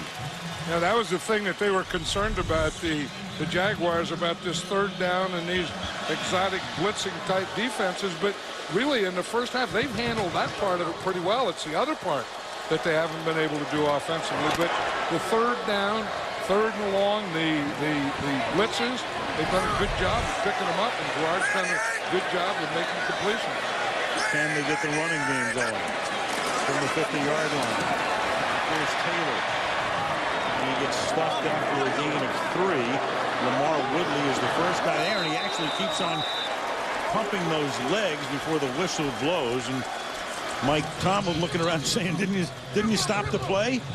No, that's Fred Taylor. Fred Taylor is one of those guys that doesn't quit. I mean, he's always going to pound for those extra yards, always keep the feet going. Look, he's going in backwards there. Then he gets spun around, gets turned again, but he never stopped his feet moving. 11th year, a Floridian, raised here, went to school in Gainesville, spent his entire career with the Jags. #1 pick in '98. Second down and 6 with the ball at the 46-yard line. He's swinging out to Jones-Drew, and he's going to get the first down before he's taken out of bounds by Ike Taylor. You know, Jones-Drew started out when he was in Pop Warner. Everyone told him he was too small, and his grandfather used to say, "No, you're not too small," and someone said, "You look like Superman." So he started since Pop Warner all the way through high school and college into the pros. He wears a Superman shirt underneath his jersey. And he wears 32 because 32 teams passed on him in the first round. In fact, in the second round, 27 more passed on him. He was the 60th pick. He was number 21 before. He said, "Give me 32 and that'll remind me forever." Play fake. Buys time, and then the pass is dropped right into the hands and through the hands of Matt Jones. Incomplete. Second down and 10. John wouldn't lie to you. Here it is. There's the Superman shirt. He's proud of that thing too, isn't he? You know, and that's the same one he's had since he's been in the NFL. You know what I love? When he received that pass, the crowd, you know, as they do with guys named Lou or whatever, Drew, you know, forget the Jones, it's Drew. I remember him when he was in Drew. Yeah. He was Sal High School in Concord, California. Second and 10, pressure is on, he gets it away, and the pass is incomplete. Mercedes Lewis couldn't one-hand it. Lamar Woodley put the pressure on Garrard that time. Yeah, you got pressure right up the middle, and it's going to force him out. You see him in a shotgun. Here comes the pressure right there from Woodley, as you say, and that gets him out to the right. He keeps the play alive and makes a pretty good throw. Now this is where they get that nickel defense. They get 2 defensive linemen, 4 linebackers, 5 defensive backs. This is the one that they've really handled this defense pretty well. 3rd and 10.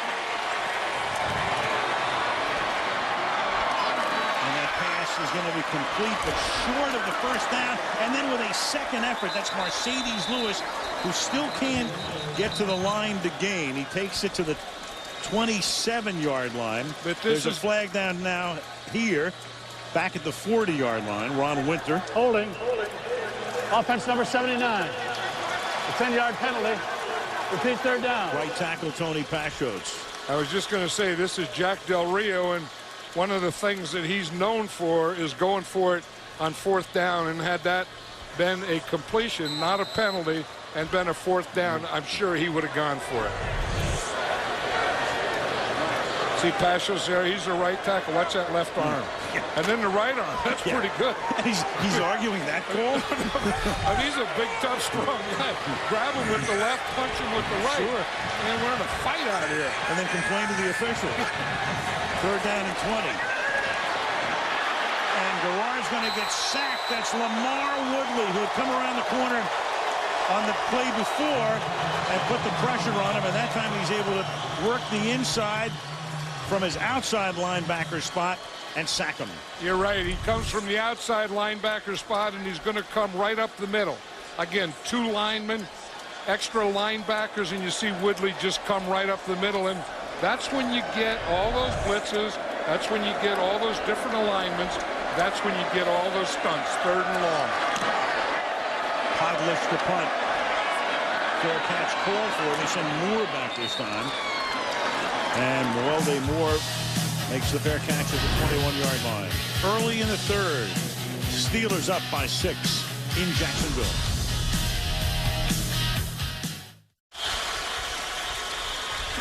Ben Roethlisberger tonight making the 60th start of his career. How does he fare with some of these guys? Most wins by a quarterback in his first 60 starts. Brady, McMahon with 46, Marino and Rippon 42, and Ben with 42 coming into tonight's game, and right now with the ball and a 6-point lead.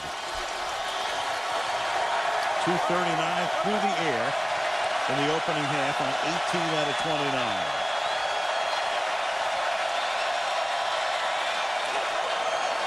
Bunch left formation, which they've used on a number of occasions tonight. And running behind that leverage is Muwalde Moore for no gain. It'll be second down and 10. You know, we were wondering before the game if Ben Roethlisberger was going to make all the throws or be able to. Watch the velocity he put on that one. This is the toughest throw you have to make. An out from the far hash mark. And then, of course, the pump and the deep one. So whether it was a play in the middle, a play to the outside, or a deep pass, Ben Roethlisberger in the first half made them all.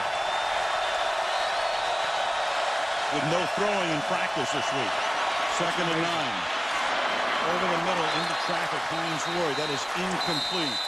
Ward's contacted as the ball got there, and it will be third down and 9 for the Steelers.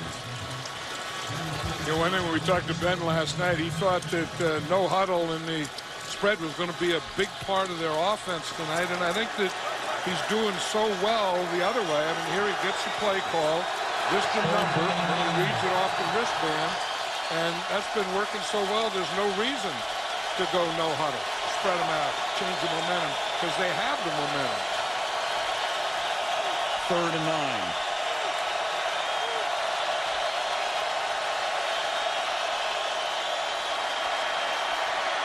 Then steps up. He may have been across the line as Muwalde Moore takes it to the 30-yard line, very close to coming across the line as he was moving forward. Regardless, it's not enough for a first down. And he's mad. He knows that when he extends a play, you know, he's moving to let the receivers get open, and obviously he wants them to get open downfield. You know, so when he does complete the pass, it's a first down. Berger's kick. Jaguars will let it go, and then it will be fielded at the 24-yard line after Witherspoon said, "Don't touch it." He fields at the 24, and Davenport makes the tackle there. Jags get it back down by 6.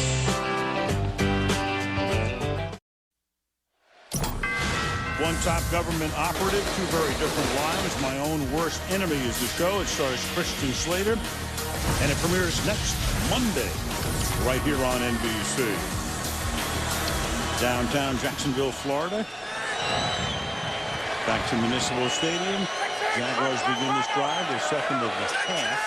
From the 25-yard line, Fred Taylor is the running back. Three-step drop, and the pass is caught for a gain of 13 by Mike Walker, taken down by Clark and McFadden. That's a first down. Let's take a look at the pressure put on by the outside backers. Oh, and they've been putting it on all night. I think that, you know, James Harrison there on the left is one of the top pass rushers right now in pro football. Talking to Mike Tomlin about him last night, he says he's the strongest player he's ever had. And I think Lamar Woodley is seeing that, seeing how Harrison plays, and he's becoming a lot like Harrison. Harrison, a guy who was actually cut 3 times at the beginning of his career, and then he's turned into a Pro Bowl type of linebacker. Here's Fred Taylor to the 40-yard line. You know, when you can let a guy like Joey Porter go, one of the reasons you can do it is because you know you got somebody like a Harrison waiting in the wings. Yeah, and that's what the Steelers do so well, is while they have a player playing, they have another one behind him that they're developing and having him ready to go. Second down and 9 from the 40-yard line.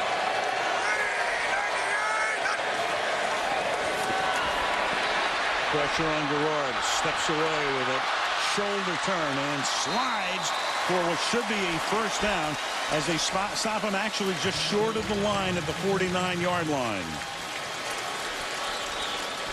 So when he begins the slide, he didn't have the first down, and that's going to make a third down and a short one. And this is where David Garrard is so tough on defenses. You know, that he can do this. He can dodge, and he can keep looking upfield, and if there's nothing there, he can run for almost a first down. You know, I think the longer the game goes, the more apt he is to do this. Carry 3 times for 10 yards. Third and short. Jones-Drew is the back, and they're going to stuff him. And when you see that hair in the pile, you know that Troy Polamalu was right in the middle of the action. Yeah, and here's that fourth down situation that we talked about. Yeah, I mean, this is Jack Del Rio, and he's done it over 100 times since he's been the head coach of the Jaguars. 107 times since he took over. He's in his 6th season. Not only the most since he took over, but the highest rate in a quarter century in the NFL. And so this is no surprise to anybody in the stadium. Jones-Drew is the tailback. Walker is the motion man. And Garrard's going to throw it. And he's going to get that first down. And staying in bounds is Greg Jones, their fullback. Greg Jones doesn't carry the ball, but he will receive it, and he'll receive it at very opportune times like this one. And he will block. I mean, that's what Greg Jones is. He's a tough guy. He's a real good blocker. And when you need a big play, and this is a big one for the Jaguars and for Jack Del Rio, you throw it to Greg Jones. With play-action pass, they got the Steeler defense to bite, to come up, and Greg Jones was able to sneak out in the flat.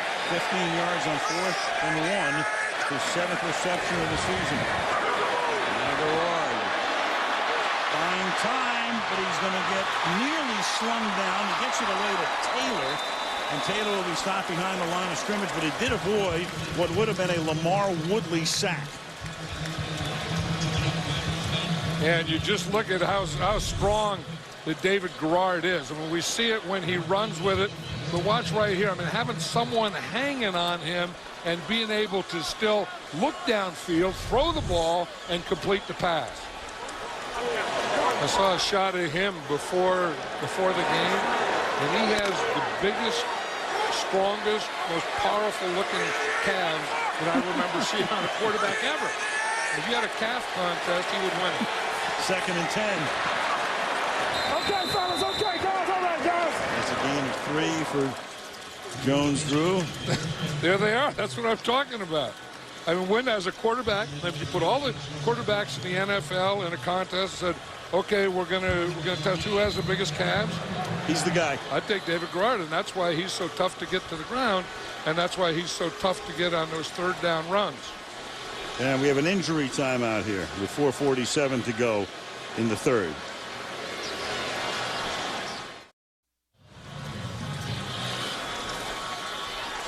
Maurice Jones-Drew had to be assisted off the field. He's back on the bench. He got enveloped by about 900 pounds of Steelers, and he's off to the sidelines at least temporarily. 3rd down and 7 here after the injury timeout. And that pass is incomplete, intended for Williams. The coverage on the play by Bryant McFadden, and now it will be 4th down and 7. Good coverage by McFadden, but that was a pattern that I thought that they would run. They had great success with this last week. Just coming off, throwing the slant, Garrard putting it on him right there. And so they went for it on 4th and 1, and right now they're going to at least line up to go for it on 4th down and 7. And I think they'll go for it. Jack Del Rio says he has a plan for it. I remember asking him a couple times, what is the plan? He said, I'm not going to tell you. Passing up what would be a 52-yard field goal attempt. And Garrard on 4th and 7 throws, and that one is deflected. So that time it doesn't work out, and it gives the Steelers the ball at their own 34-yard line with 4:21 to go in the 3rd.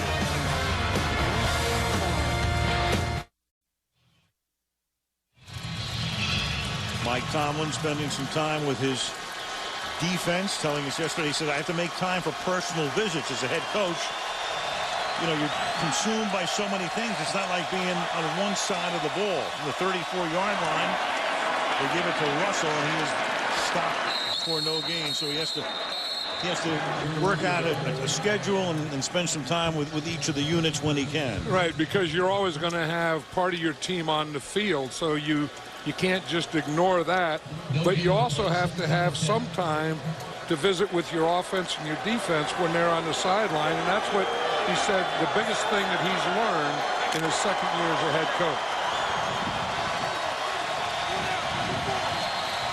If you yell and scream a lot, that helps so too. You don't have to go visit a lot if you just turn your head and yell back towards the bench.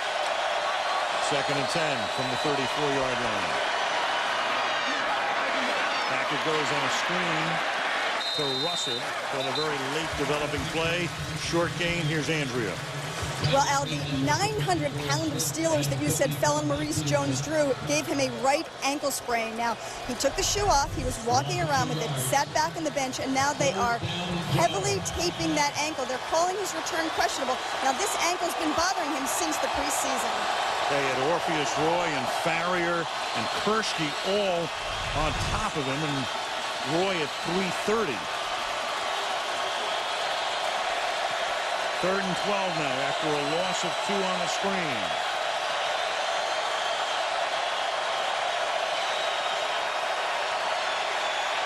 Then stepping away from the pressure, but not far enough away. And finally they get to him. That's Reggie Hayward and Quentin Groves, the rookie, the number 2 draft choice out of Auburn, who converged for the sack. You know, and that was part of their plan on defense. Is Ben usually wants to escape to his right. Make him escape to his left because he has to come up before he can throw it and hold it a little longer. Then you have an opportunity to converge on him. Mitch Berger now to punt. Short line drive kick. It's a nice hop for him. And Witherspoon gets tackled immediately as he fields the ball at the 24-yard line. So the defense does its job. Now we'll take a look at the Jags offense again with 2:18 to go in the 3rd. Pittsburgh by 6.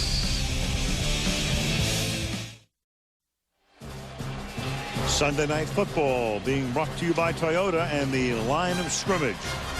And by Wendy's. It's way better than fast food. It's Wendy's.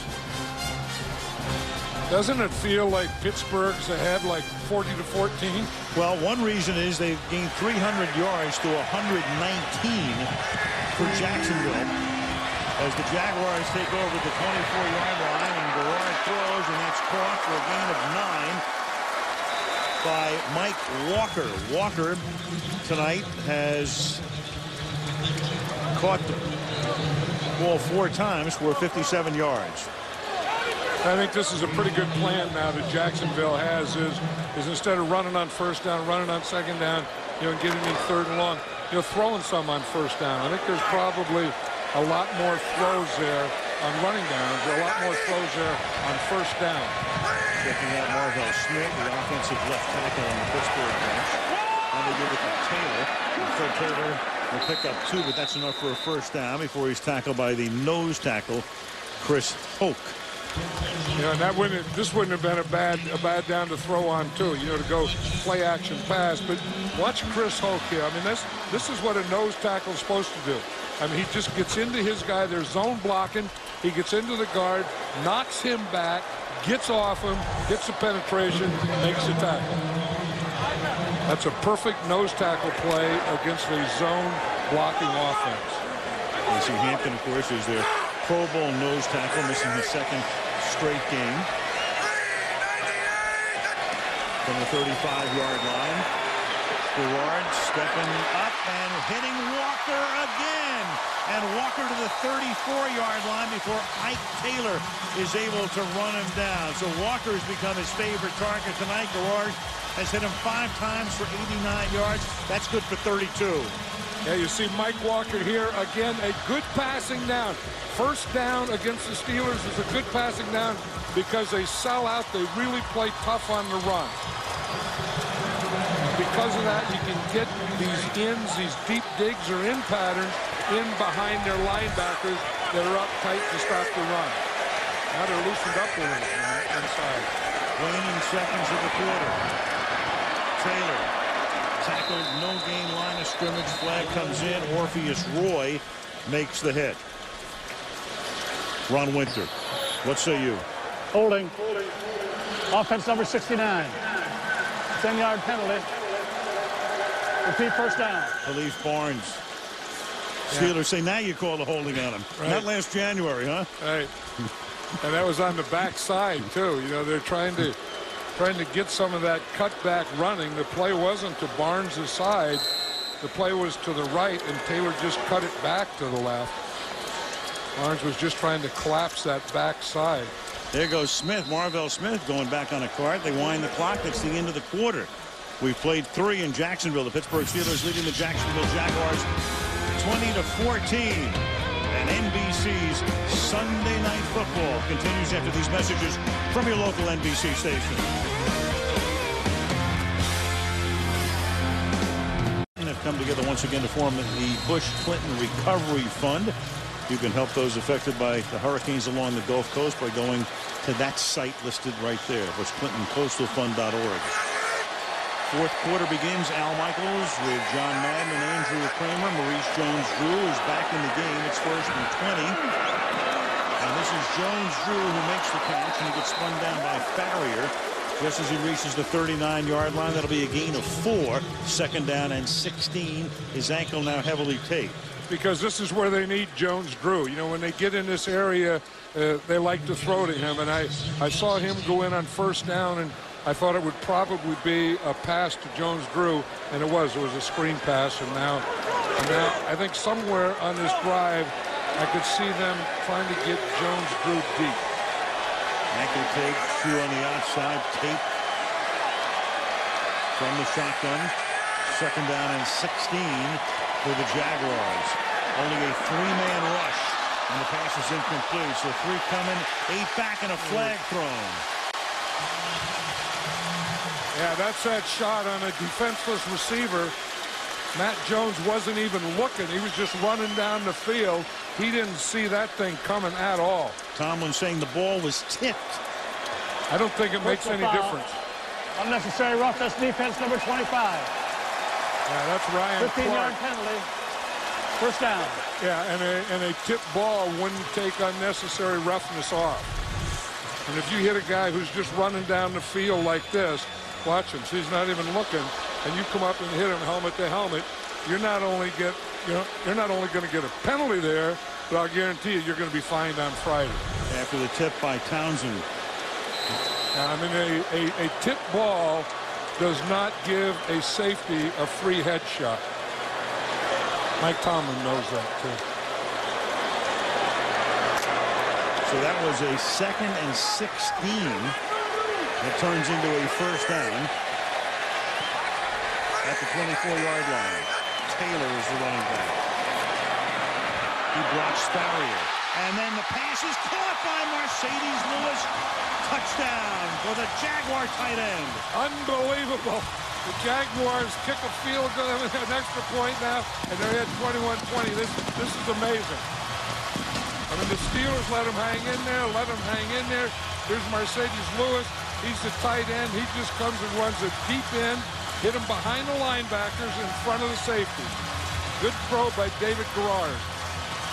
Mercedes Lewis has had a problem, dropping the ball lately, but he had his eyes and hands and everything on that one. Absolutely perfect pass between the 8 and the 9. Scobie for the point after to give the Jaguars the lead, which would be their 3rd lead of the game. They led 7-0 and 14-7, and now they're up 21-20.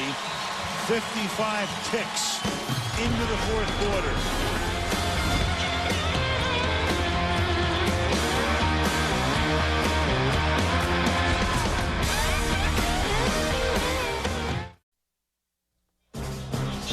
Sunday Night Football brought to you by Frost Brewed Coors Light. When the mountains turn blue, your beer is as cold as the Rockies.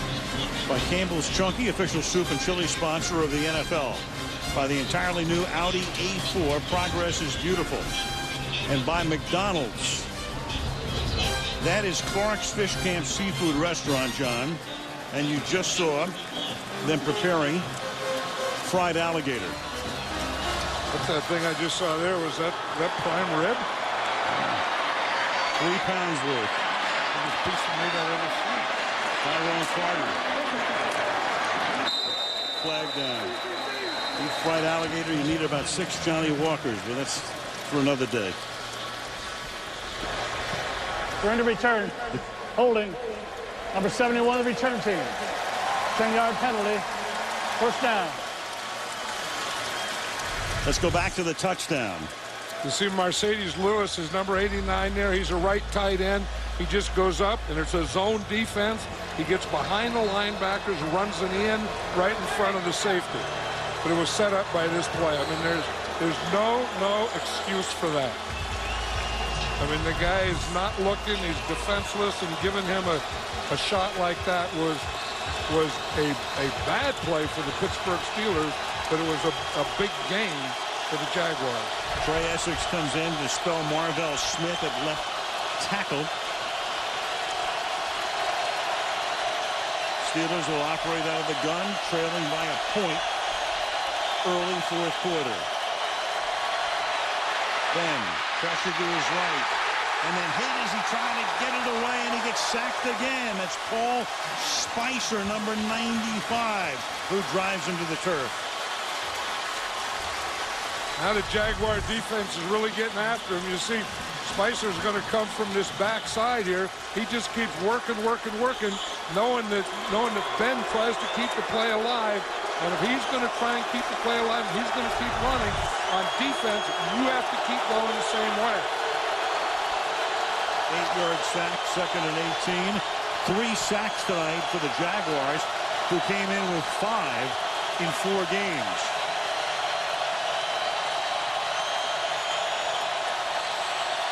Four-man rush to the outside to get it to Holmes to the 21-yard line. It will be 3rd down. Let's go to Andrea.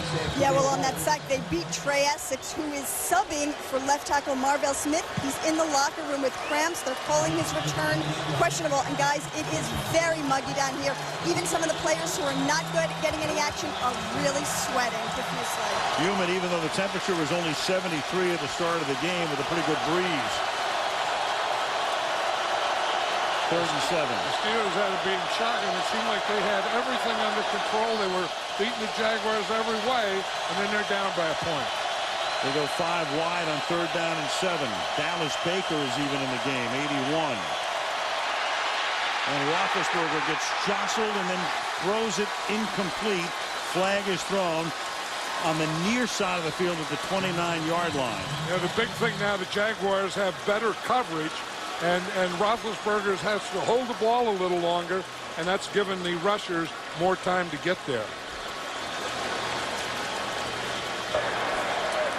Holding. Defense number 43. 5-yard penalty and a 1st down. Gerald Sensabaugh holding. So that was a 3rd and 7 that gets turned into a Steeler 1st down at the 26-yard line. You see Gerald Sensabaugh is number 43 here. He's covering right here on this, the inside most receiver, and he holds him right there. Now again, you can hit him in the first 5 yards, but you can't hold him or grab him anywhere. His assignment was Hines Ward. Here's Moore, Morelli Moore with a nice run. And he finally gets spun down up at about the 39-yard line, and that'll be a 1st down. Quentin Groves makes the tackle. You know, Mike Tomlin has to be thinking right now that they have to get back into that rhythm that they had in the 2nd quarter. And that was, you know, Ben throwing to Hines Ward, Ben throwing to Heath Miller, mixing in a run just like that. They have to get that. They kind of got away from it in the 3rd quarter. That's a pretty good halftime adjustment that's illustrated right there. 1st and 10 at the 39-yard line. Pass to the outside is through the hands of Hines Ward. It'll be 2nd down and 10.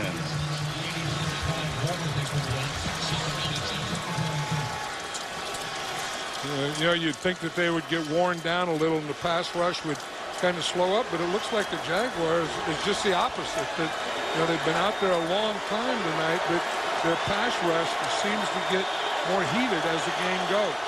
Much better pressure in the 2nd half. 2nd down and 10.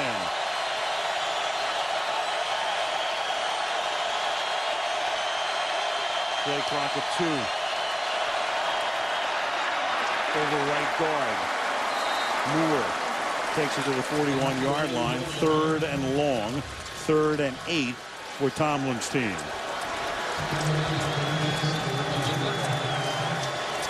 And this is where Ben Roethlisberger is good, too. I mean, this is where he likes to get back in the shotgun, spread everyone out, read the defense, get a pre-read, and then find where he wants to go, or the side that he wants to go. He has 3 receivers on this side, 1 on the other side. He's getting his pre-read right now. He's getting another read. Rush 4. Ben stepping up.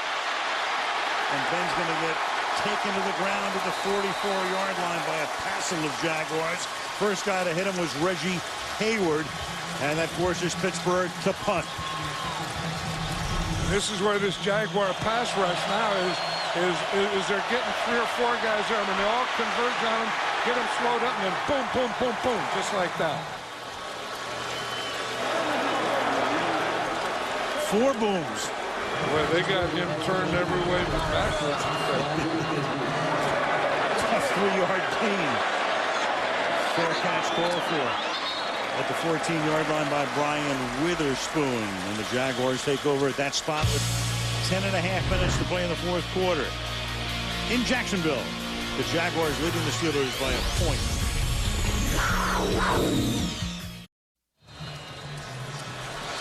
21-20. The Jacksonville Jaguars leading the Pittsburgh Steelers.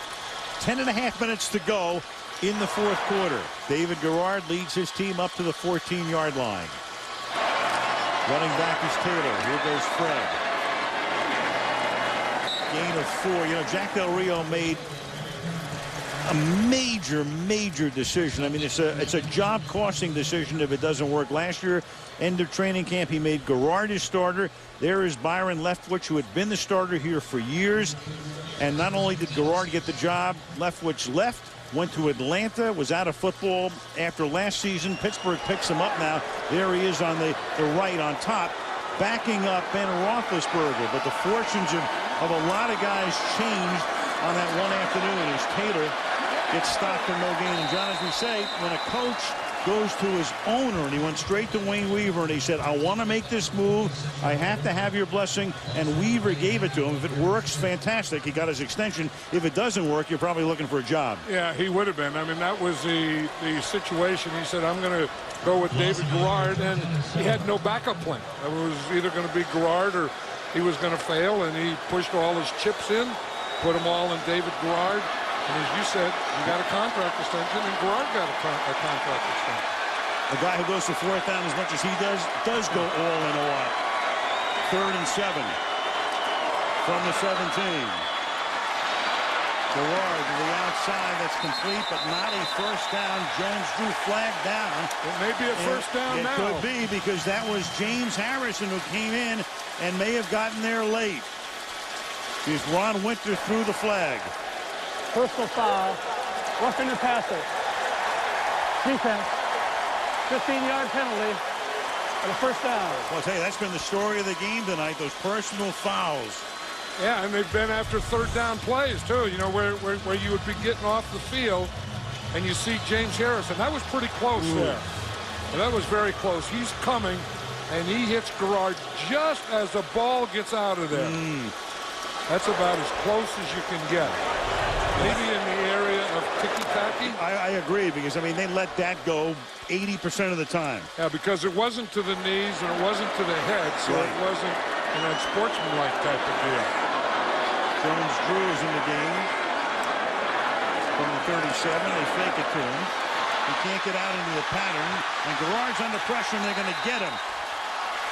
Lamar Woodley will get the sack, but it was set up on the assist from Chris Hope, who got there first and slowed him up and got him off balance.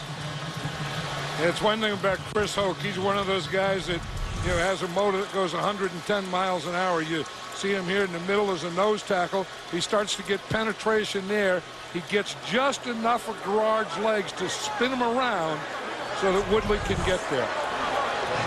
Woodley gets the sack. Hope doesn't even get an assist. I mean, like in hockey, that would be like the perfect pass, and the guy gets a cheap goal. I mean, Hope doesn't want a lot of sacks. That's true. He's a nose tackle. Man, you're a run stuffer. 2nd and 22. And Jones-Drew gets taken down as they bust up the screen. That's Lawrence Timmons, number 94, who comes in, and it will be 3rd down and 20 now. Yeah, see, they don't have the down and distance on their side. When they had that on their side in pretty good field position, I like the way the Jaguars' plan was going, is throwing more on 1st down, you know, and then being able to take advantage of that. And then if the Steeler defense adjusted to it, then you'd be able to come with your run. But with the field position and the down and distance, they can't do those things now. 3rd and 20.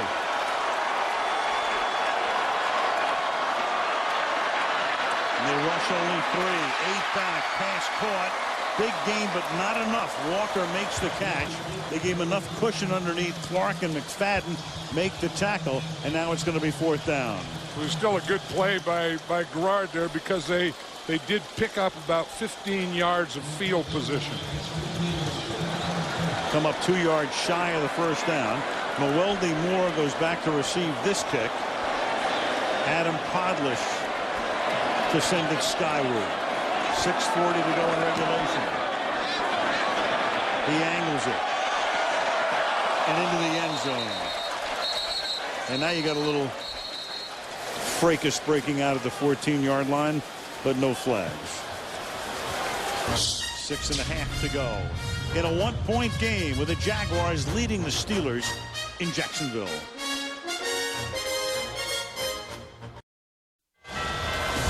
Jay Leno this week. He's got Jenna Fisher from The Office, Gerard Butler, Mark Wahlberg will be there, Dana Carvey.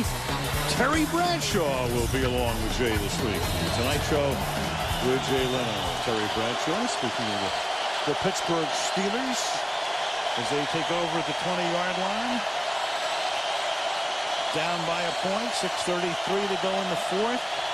Roethlisberger out of the gun. The heat is on, but he steps away, throws, caught, and a sack turns into a 15-yard gain to Hines Ward. John Henderson had 9/10 of a sack, and Roethlisberger, so strong at 6'5", 241, able to escape.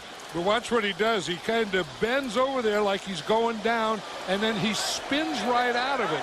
But the thing that I like about Ben Roethlisberger, as he spins out of it, he puts his head back up and he's looking upfield all the time. He never looks down, never looks at the ground, always looks upfield for his receivers. He found Ward. Ward's 5th catch of the night. Underneath. That's Woodley Moore. How big is this game right now early in the season? In the AFC South, of all things, who would have guessed? The undefeated Tennessee Titans are on top, 5-0. Jacksonville 2-2 coming in. Indy escaping today with their lives to go to 2-2. And the Texans are 0-4. So Jacksonville trying to keep pace now with Tennessee, something you never thought would be the situation in early October. 2nd down and 6. 5-man rush this time. And that's the tight end Miller taken down immediately by Darrell Smith, the linebacker, setting up 3rd and 4. On the Pittsburgh side, the Steelers lead their division. They're 3-1. Baltimore losing today and losing, of course, to Pittsburgh on Monday. 2-2. Cleveland off today, 1-3. Bengals lose today to Dallas. Cincy is 0-5. But the Steelers also have the toughest schedule in the NFL. They do. The toughest schedule according to last year's records. In fact, it's the toughest schedule in about a quarter century. 3rd and 3. Since the 76 Giants, Pittsburgh with the toughest schedule in the NFL. Roethlisberger throwing, and that's caught for a 1st down by Nate Washington, who earlier scored a touchdown. Brian Williams, and a flag comes down at the end of the play. Williams, who had moved from safety back to corner to supplant James, is in on the tackle, and with emphasis, this call is being made. Right, he's mad. Whatever call he made also made him mad. That was Tom Hill, the side judge. Unsportsmanlike conduct. Offense number 85. A 15-yard penalty after a gain of a 1st down. 1st down and 10. Another bonehead play. We've had him on both sides multiply tonight. See, again, 3rd down, gets a 1st down. Now just give the ball to the official. I mean, he has to show it, and I don't know who he's showing it to. Well, the bench maybe, I don't know. Or he could have been showing it to Williams there too. But, you know, the NFL doesn't allow that stuff anymore. And, you know, I mean, players that are used to it or have done it, you have to stop doing it. Back to the 40 now. 1st and 10. Woodley Moore, a ton of room. Stays in bounds. Inside the 40. And a 27-yard gain to the 33-yard line before he's run down by Pearson Prelow. Willie Parker salutes him. Yeah, Trey Essex right here, the left tackle, does a good job here in the draw, just bringing his guy up, getting him hooked a little, making him think it's pass, and Woodley Moore just runs right around him. We're going to get him up there, maybe hold him a little, but give him that edge, give him that soft corner. And that's Essex playing in place of Marvell Smith, still out with cramps and back in the locker room. From the 33. Moore again, taking it to the 31-yard line. 3.5 to go. Looking down the line here, each team with all of its timeouts, plus the 2-minute warning, but you could get into a situation, if they can keep the ball long enough. They have one of the great pressure kickers in recent years in Jeff Reed. Well, that's what they want to do. I think the Steelers want to slow this game down. They'll keep the ball in the ground. They'll keep getting first down. Get into field goal range, milk the clock for all it's worth, and then bring Reed in. 2nd and 8. Ben to the outside and incomplete. Intended for Washington that time, and he's covered on the play by Brian Williams. Brian Williams has done a good job. I mean, that was a heck of an adjustment when they took Brian Williams and took him from safety, put him out there at corner for William James. This secondary has done a heck of a lot better job covering. Big third down now. I think they have to go to Heath Miller. I think that's, Hines Ward, Heath Miller. That's kind of what they had going in the second quarter. I think they have to get back to that right now. If they don't gain a yard on this play, Reed would be looking at a 49-yard attempt. 3rd and 8. Here comes the blitz. Roethlisberger with a hand on his shirt gets it away to the 14-yard line, and Hines Ward will make it a 1st and 10, and Ben is rolling over in agony. So Roethlisberger able to escape. It's an 18-yard gain, and for one of the few times tonight, it's a jailbreak blitz by Jacksonville. Right, and they come, and Ben Roethlisberger again is a master at this.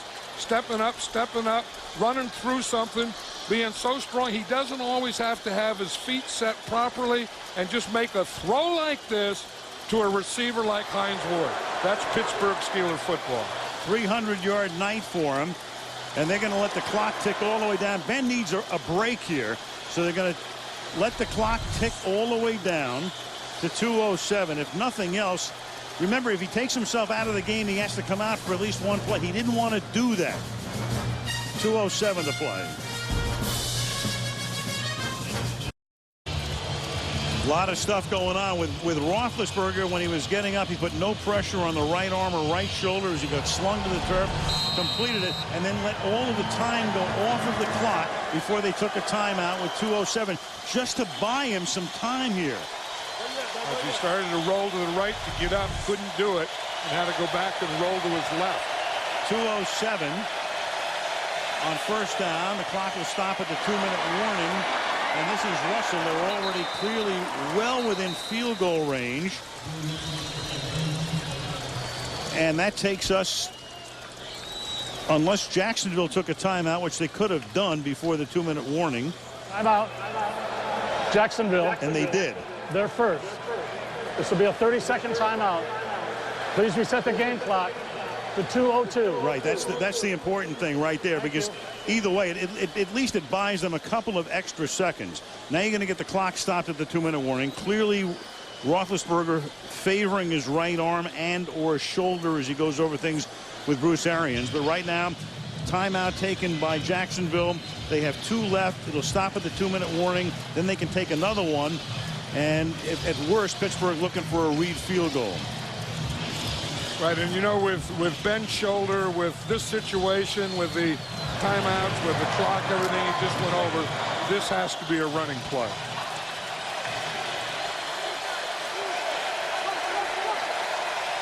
Second and 5. This is the 10th play of the drive. Russell is the back. Ward is in motion. The fake. Roethlisberger's going to throw, and he throws it out of the back of the end zone. You had Holmes and Washington both there. Odd call. That takes us to the 2-minute warning with officially 1:59 and a 3rd and 5 coming up. A 1-point game in Jacksonville.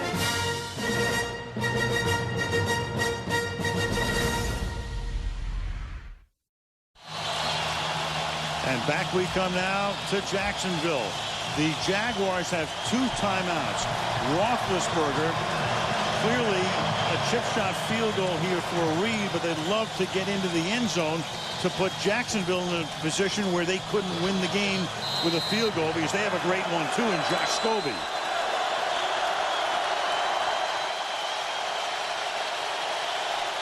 Third and 5 from the 8. Woodley Moore is the back, and he goes in motion as they empty the backfield.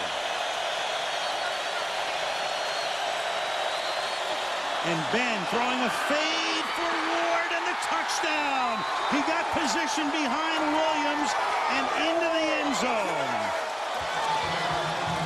And Tomlin says go for 2. It's a 5-point game right now at 26-21. On 3rd down, the fade to the corner of the end zone to Hines Ward, who makes his 7th catch of the night. And I'm sure when they need a big play, you know they're going to go to Hines Ward. That's the 2nd big play he made on this drive. You think that you'd have him down there, you'd double Hines Ward. I mean, when the Steelers get there, it's either going to be Hines Ward or it's going to be Heath Miller. That's why Hines Ward is such a great player. You know, he does all those things to help you win games, but he's also a tough and very good blocker. Is being reviewed. Now we're inside 2 minutes. So the replay booth has stopped the game to look at it. They must have thought that perhaps he was juggling it and didn't have possession. He did juggle it with 1 foot down, but I think he still got both feet in after he regained possession. Doesn't have it, has it. I don't know. That could be a tough one. It was like you said, after he has it, he didn't have both feet in. Yeah, well, the left foot, he dragged the right. Here it is again. Right foot down, left foot down, doesn't have it. Right foot down, left foot in. I think it stands. Yeah, it's a definition of when he has it. Does he have it yet? No. Does he have it now? Yes. Yep. Right, left, and then the right foot is dragging there anyway. Yeah, right. Well, if they look at that shot, then they would see that. Yeah, that he does have it and did have both feet in. Right. Here's Winter. After review, the ruling on the field stands. The receiver had possession of the ball and 2 feet inbounds. There's a touchdown. Roethlisberger with a 309-yard passing night.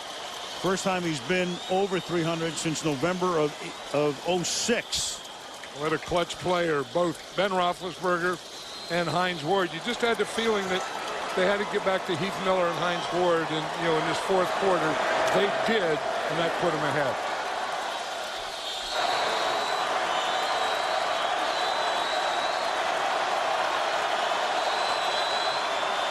Two-point conversion. And Ben, the play clock was down to 0. He says, wait a second. Delay a game. Offense. A 5-yard penalty. Well, Roethlisberger's contending when he came up to the line, after the review, when they signaled play is ready to resume, the clock should have gone to 25. And Ben and Tomlin both feel, hold on a second. I got up there and it's down almost to 0. Play clock lower left. There it is. It's already down to 8. So they must have thought they had more time when they came to the line.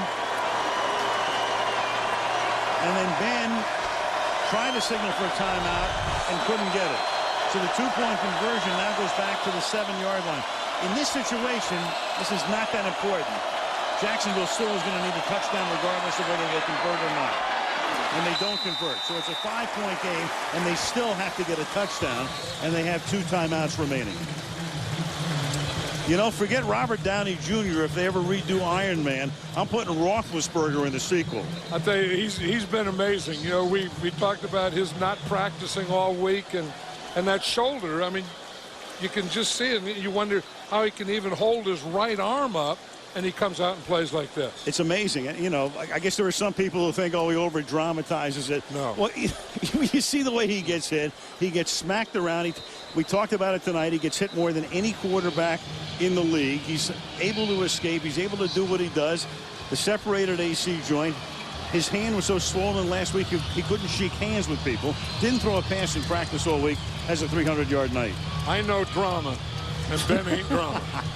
He's no drama queen, is he? No, he's a tough. No, he's a tough guy, and you know, and then Mike Tomlin and his staff too of having confidence in that. I mean, as a coach, that would be difficult for me to have a guy that I know was injured like that, didn't practice, didn't throw the ball all week, and then count on him to come in here and win a game for you. Now you've got, normally Reed would kick off, but Mitch Berger is going to kick off for Pittsburgh. There is Reed, and Berger has kicked off over 500 times, and we were being told that Reed was hobbling on the sideline, so we don't know whether it's just Berger kicking off because Tomlin wants him to kick off, or there's something wrong with Reed, as the kick is taken at the 11-yard line, and Brian Witherspoon will bring it back out to the 26-yard line. David Garrard, in the past couple of weeks at Indianapolis in the second half, with Scobie kicking a 51-yard field goal, and last week, of course, leading them into overtime, and in a position where Scobie could make the kick in overtime. We'll have to do it again. Well, this is where David Garrard is so good, because we know he can do it with his arm, and we also know he can do it with his legs. 1:48 left in the fourth. Garrard out of the shotgun.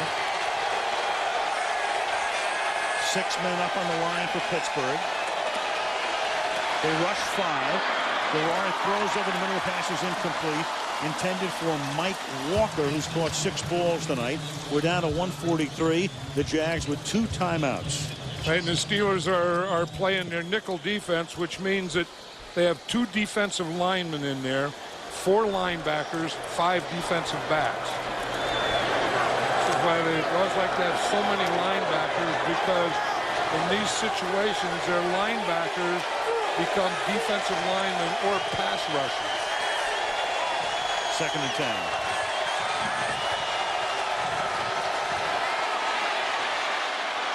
Underneath, Jones-Drew. Pittsburgh will give them all of those that they want. Lamar Woodley makes the tackle. Yeah, they tried to sneak Jones-Drew out. They started him over here in the right, and then he ran between Garrard and the line of scrimmage out there to the left. Saving their timeouts. 3rd down and 9 from the 26-yard line to the outside. That pass is dropped. Walker got his hands on it and couldn't hold on, so it's going to be 4th down and 9 with 1:15 to go. And if it were shorter, I mean, this is 4th and 9, and I think this is a situation where Garrard has to throw the ball, but if it were like 4th and 2 or 3, I would expect or anticipate a David Garrard run. Not in this situation. Too much necessary. Up to the 36-yard line they have to go to keep the ball.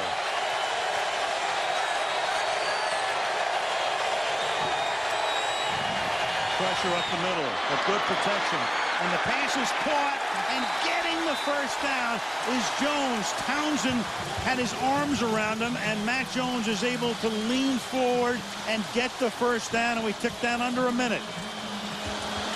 Yeah, great pass protection, great throw by David Garrard. From the 37-yard line, they need 63 yards. Now Garrard is going to get tripped up. Aaron Smith got a hand on him, and Jacksonville will have to spend its 2nd timeout with 47 seconds and a 2nd and 8 upcoming. Jack Del Rio shaking his head there. That's one time that he didn't want Garrard to run. I mean, there's going to be plenty of times in this season that he's going to need or want David Garrard to have to run. But on 1st down, here he thinks that he wished that he would have stayed in there, hung in there, maybe thrown the ball. He had a short guy right there to the right. He did have someone to throw to. He didn't really have to take off on that one. Forces them to take a timeout, and they're down to 1. 2nd down, 8. Steelers can afford to play soft here with 47 seconds. Steelers play this defense with only 2 defensive linemen and a lot of linebackers in secondary. They have a lot of good tacklers in there. They go 3 deep here. And Garrard is going to step up. He's going to get sacked. He's going to lose the ball. The ball is still loose. It was James Harrison who came in, created this fumble. Ron Winter takes a look. They're going to say that he was down. Was Garrard. There's no fumble. Jacksonville's going to take its final timeout with 36 seconds. So Garrard gets sacked, loses the ball, comes up with it at the 33-yard line. Harrison, the guy who came in and made the play. Yeah, Harrison, again, has great moves. You know, you're waiting for that bull rush. That's what the offensive lineman, he's waiting. You know, he knows that Harrison bull rushes. He's waiting for the bull rush, and Harrison just takes the inside on him. You know, I don't think he was ever down. I mean, clearly he's not down. That should be a fumble. And then who comes up with the ball is the question. Well, it's a Jaguar. Uche Nwaneri. Now at the 33. 3rd down. 14. That's where you have to throw it deep in, I think.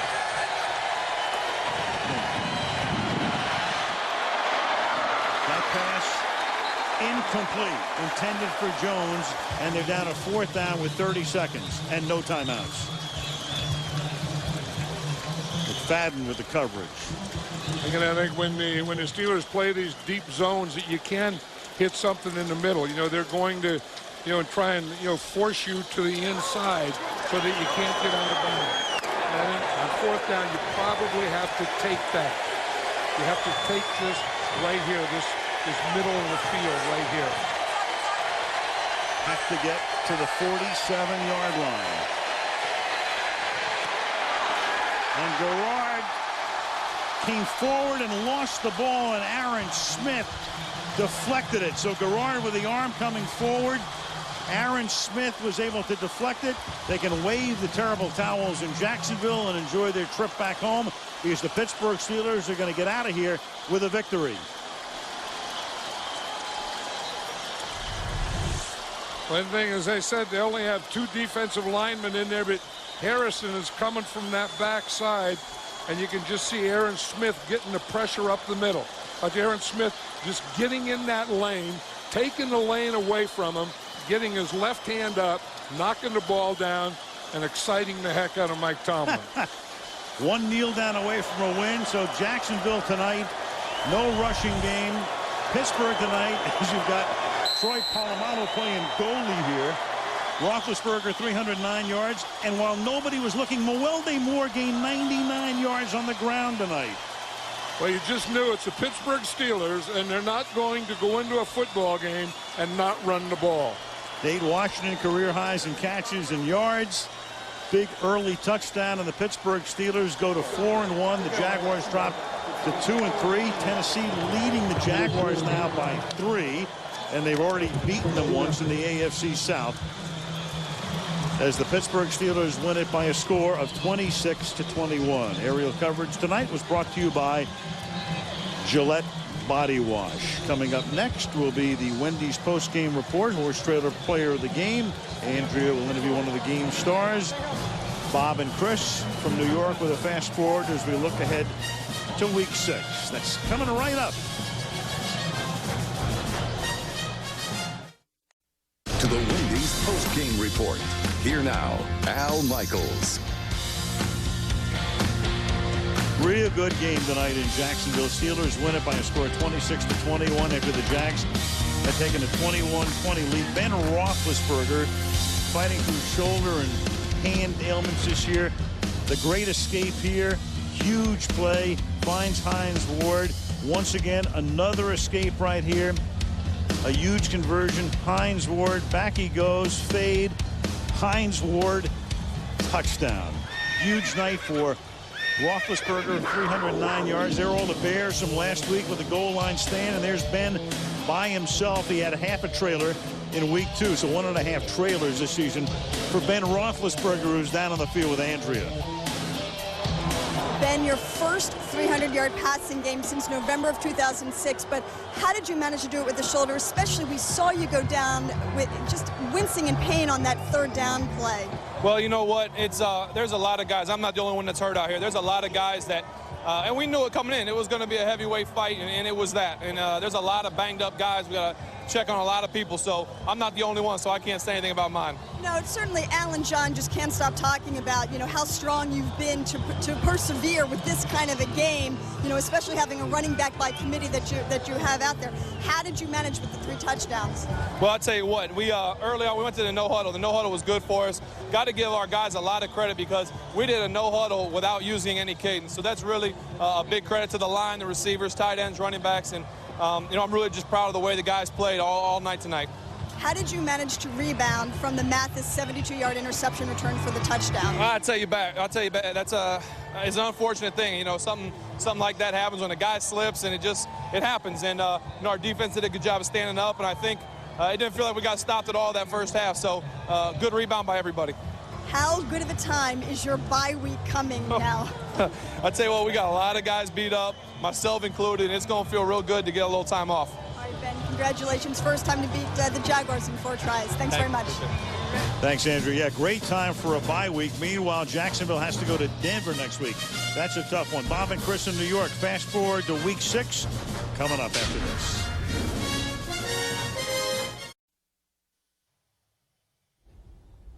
Now that the evening's business has been concluded in Jacksonville, time on the Wendy's postgame report to fast forward to a couple of next week's matchups. Chris Collinsworth will start with Baltimore at Indianapolis. Both are 2-2.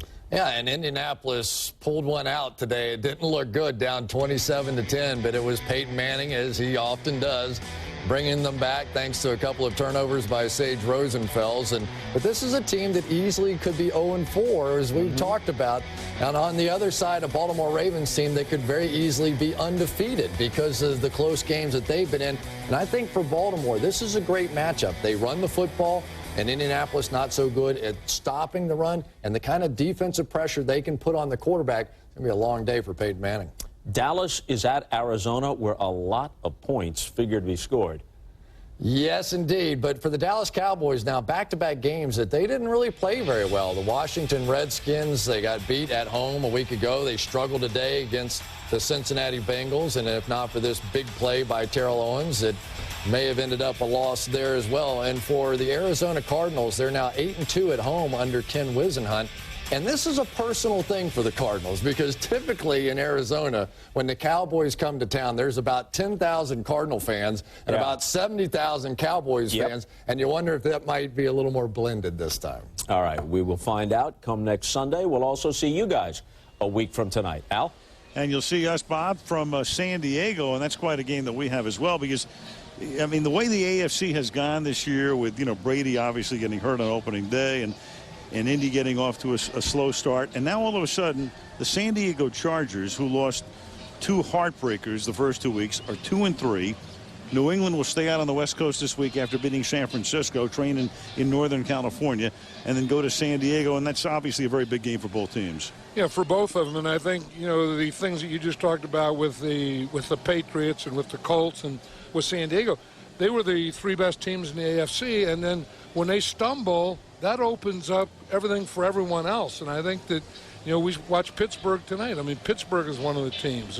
You just see that the door has been open.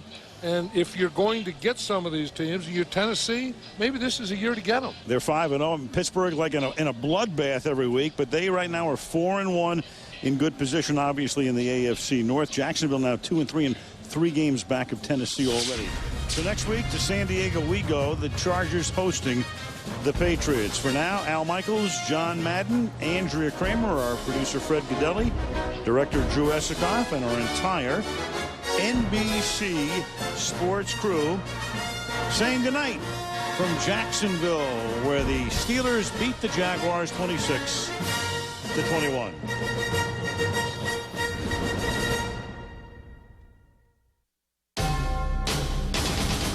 NBC Sports, home of Super Bowl 43. Thanks you for watching this presentation of the National Football League.